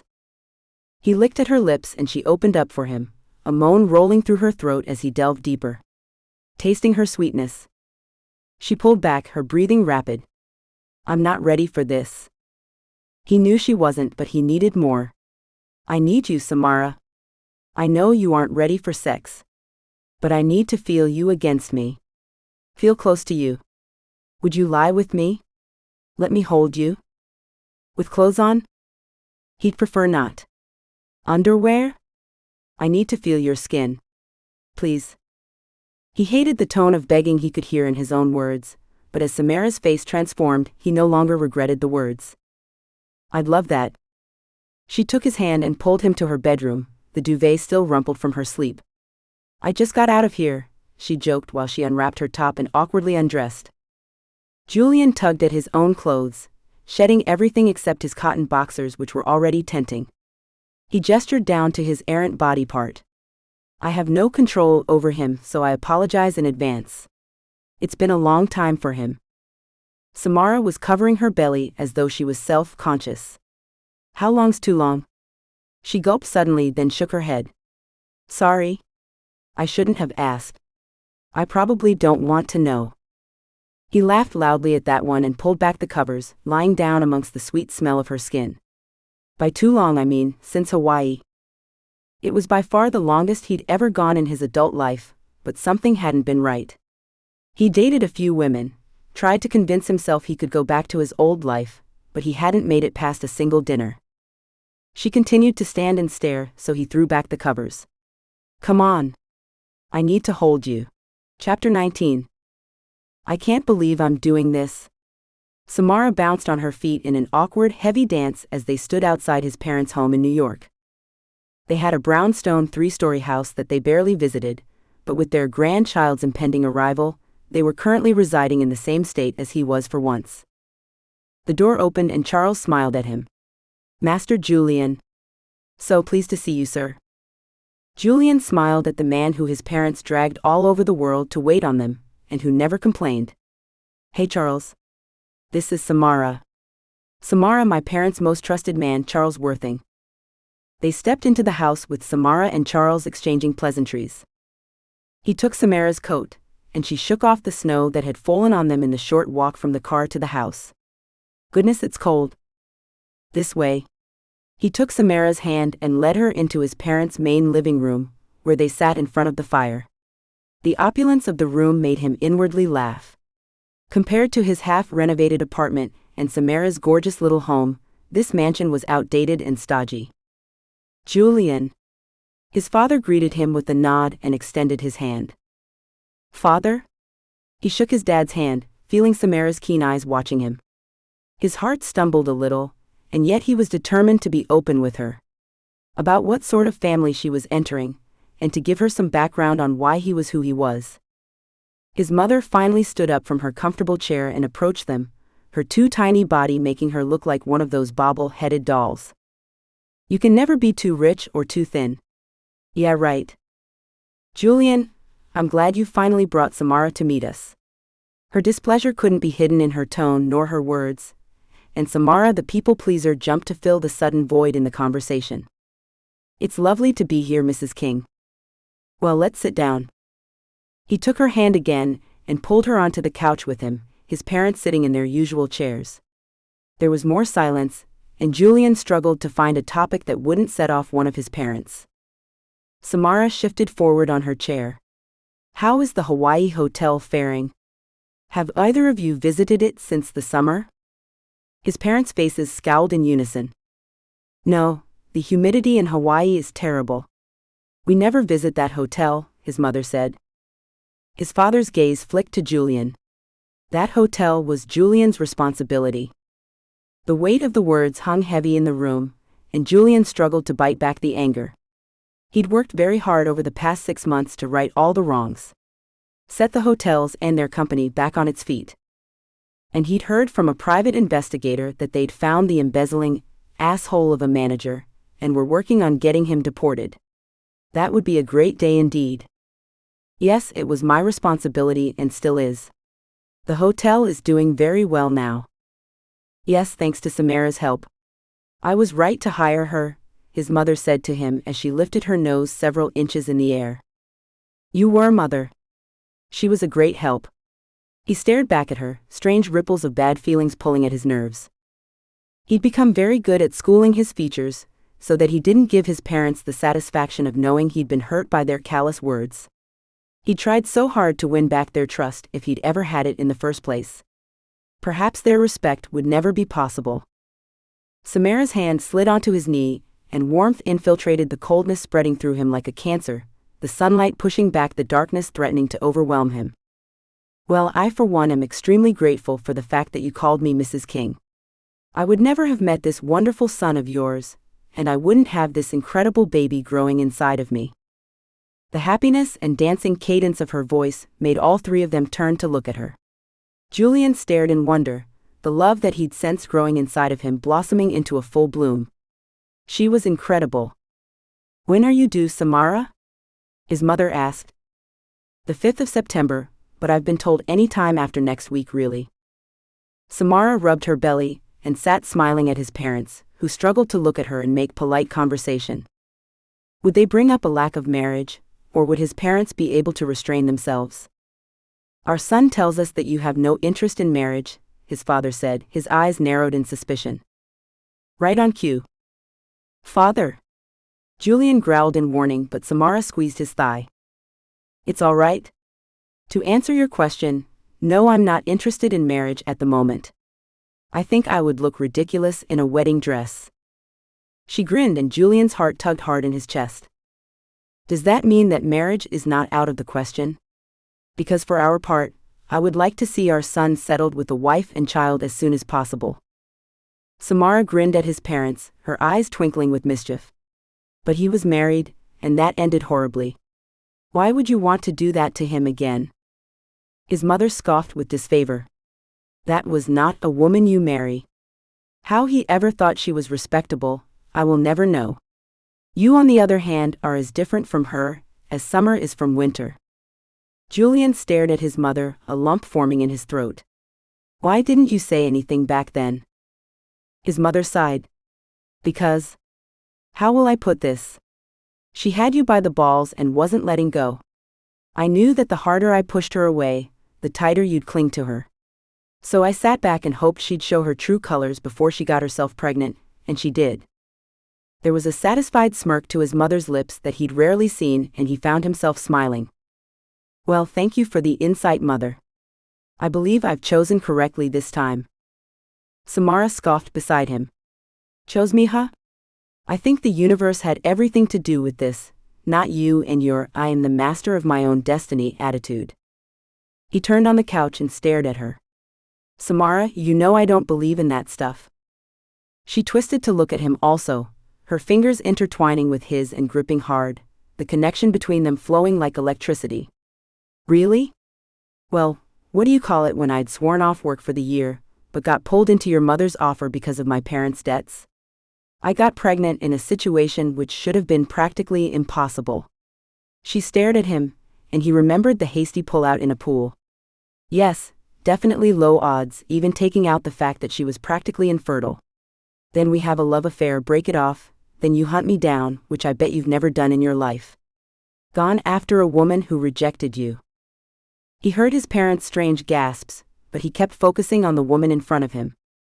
You may have a point there. I do. So don't sit there and believe this isn't meant to be. It is. She nodded once at him, her face strangely serious, then turned back to his parents. The rest of the visit passed quickly, and Julian couldn't stop thinking about everything she'd said.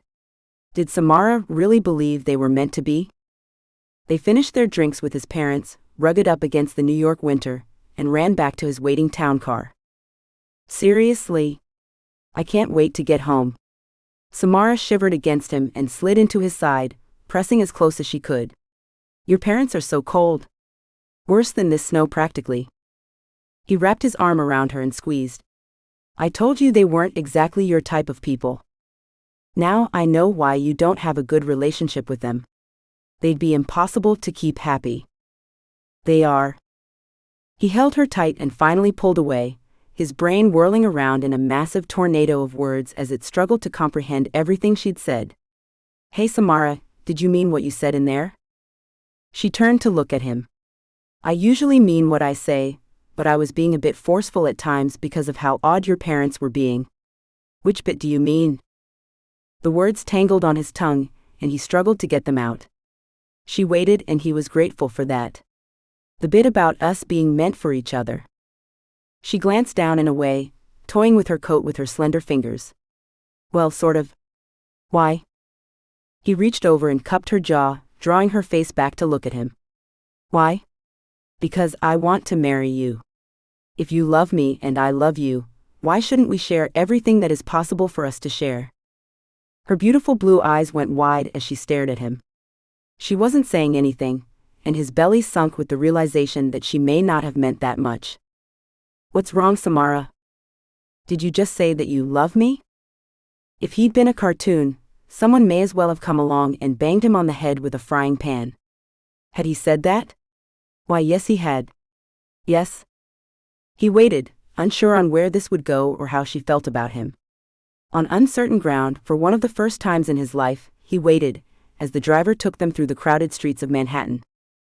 Tears leaked from Samara's eyes and she grabbed for a tissue, wiping them away. I'm sorry. I don't know what's wrong with me. She sobbed, her face going as red as her coat. He grabbed her hands and stared into her eyes. He'd never proposed with anything other than the baby on his mind. Perhaps it was time to tell her that things had changed. He'd changed. And there was no going back. Samara Jenkins. You are the most courageous, fun, crazy, beautiful woman I have ever met. I am so proud to have you by my side, the mother of my child. He paused to run a hand over his growing babe. Please, not because you're having my baby, but because I love you. Marry me. More tears streaked down her face as her lips turned up into a brilliant smile. Yes. Of course, yes. I love you too.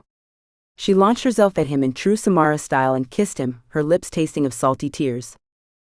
He licked them all away, and said a silent prayer to the universe that Samara so believed in. When he could breathe, he pressed the button to communicate with his driver. To Tiffany's Drake, we have a ring to buy.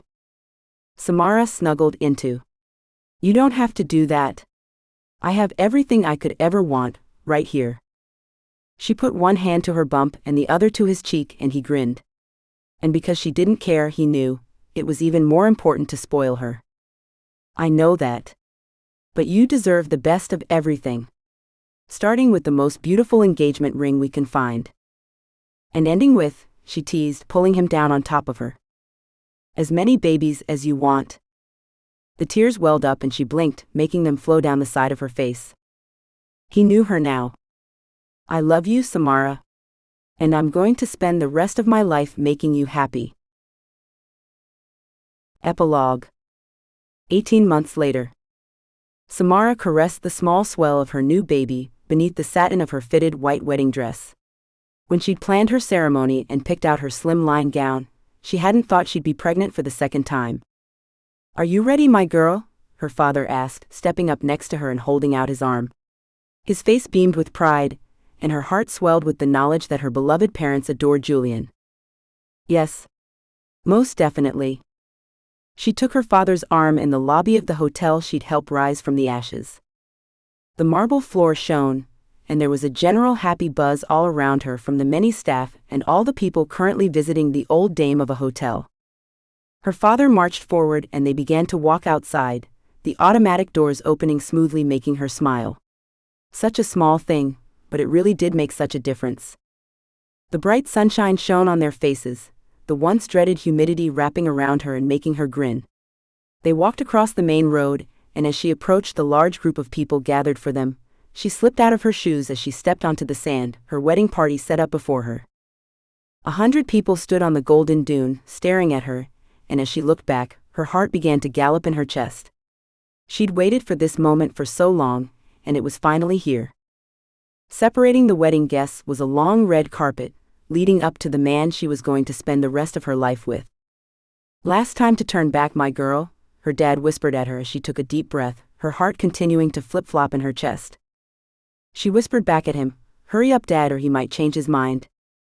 Her dad chuckled in good humor, because they both knew that wasn't happening anytime soon, and together they began the slow walk down the aisle. Soft music played as her bare feet touched the carpet and she stared at the place her husband should be. He stepped out of the crowd and suddenly, there he was. Julian. Holding their son in his arms, their proud little ring-bearer. Julian had been a better partner and father than she'd ever imagined. He had turned around everything in their lives. And now, after waiting longer than they'd both wanted to, they would be husband and wife. Her dad stopped, lifted up her veil, his eyes suspiciously shiny as he kissed her cheek and handed her over to Julian. She turned to look at the man in the expensive suit.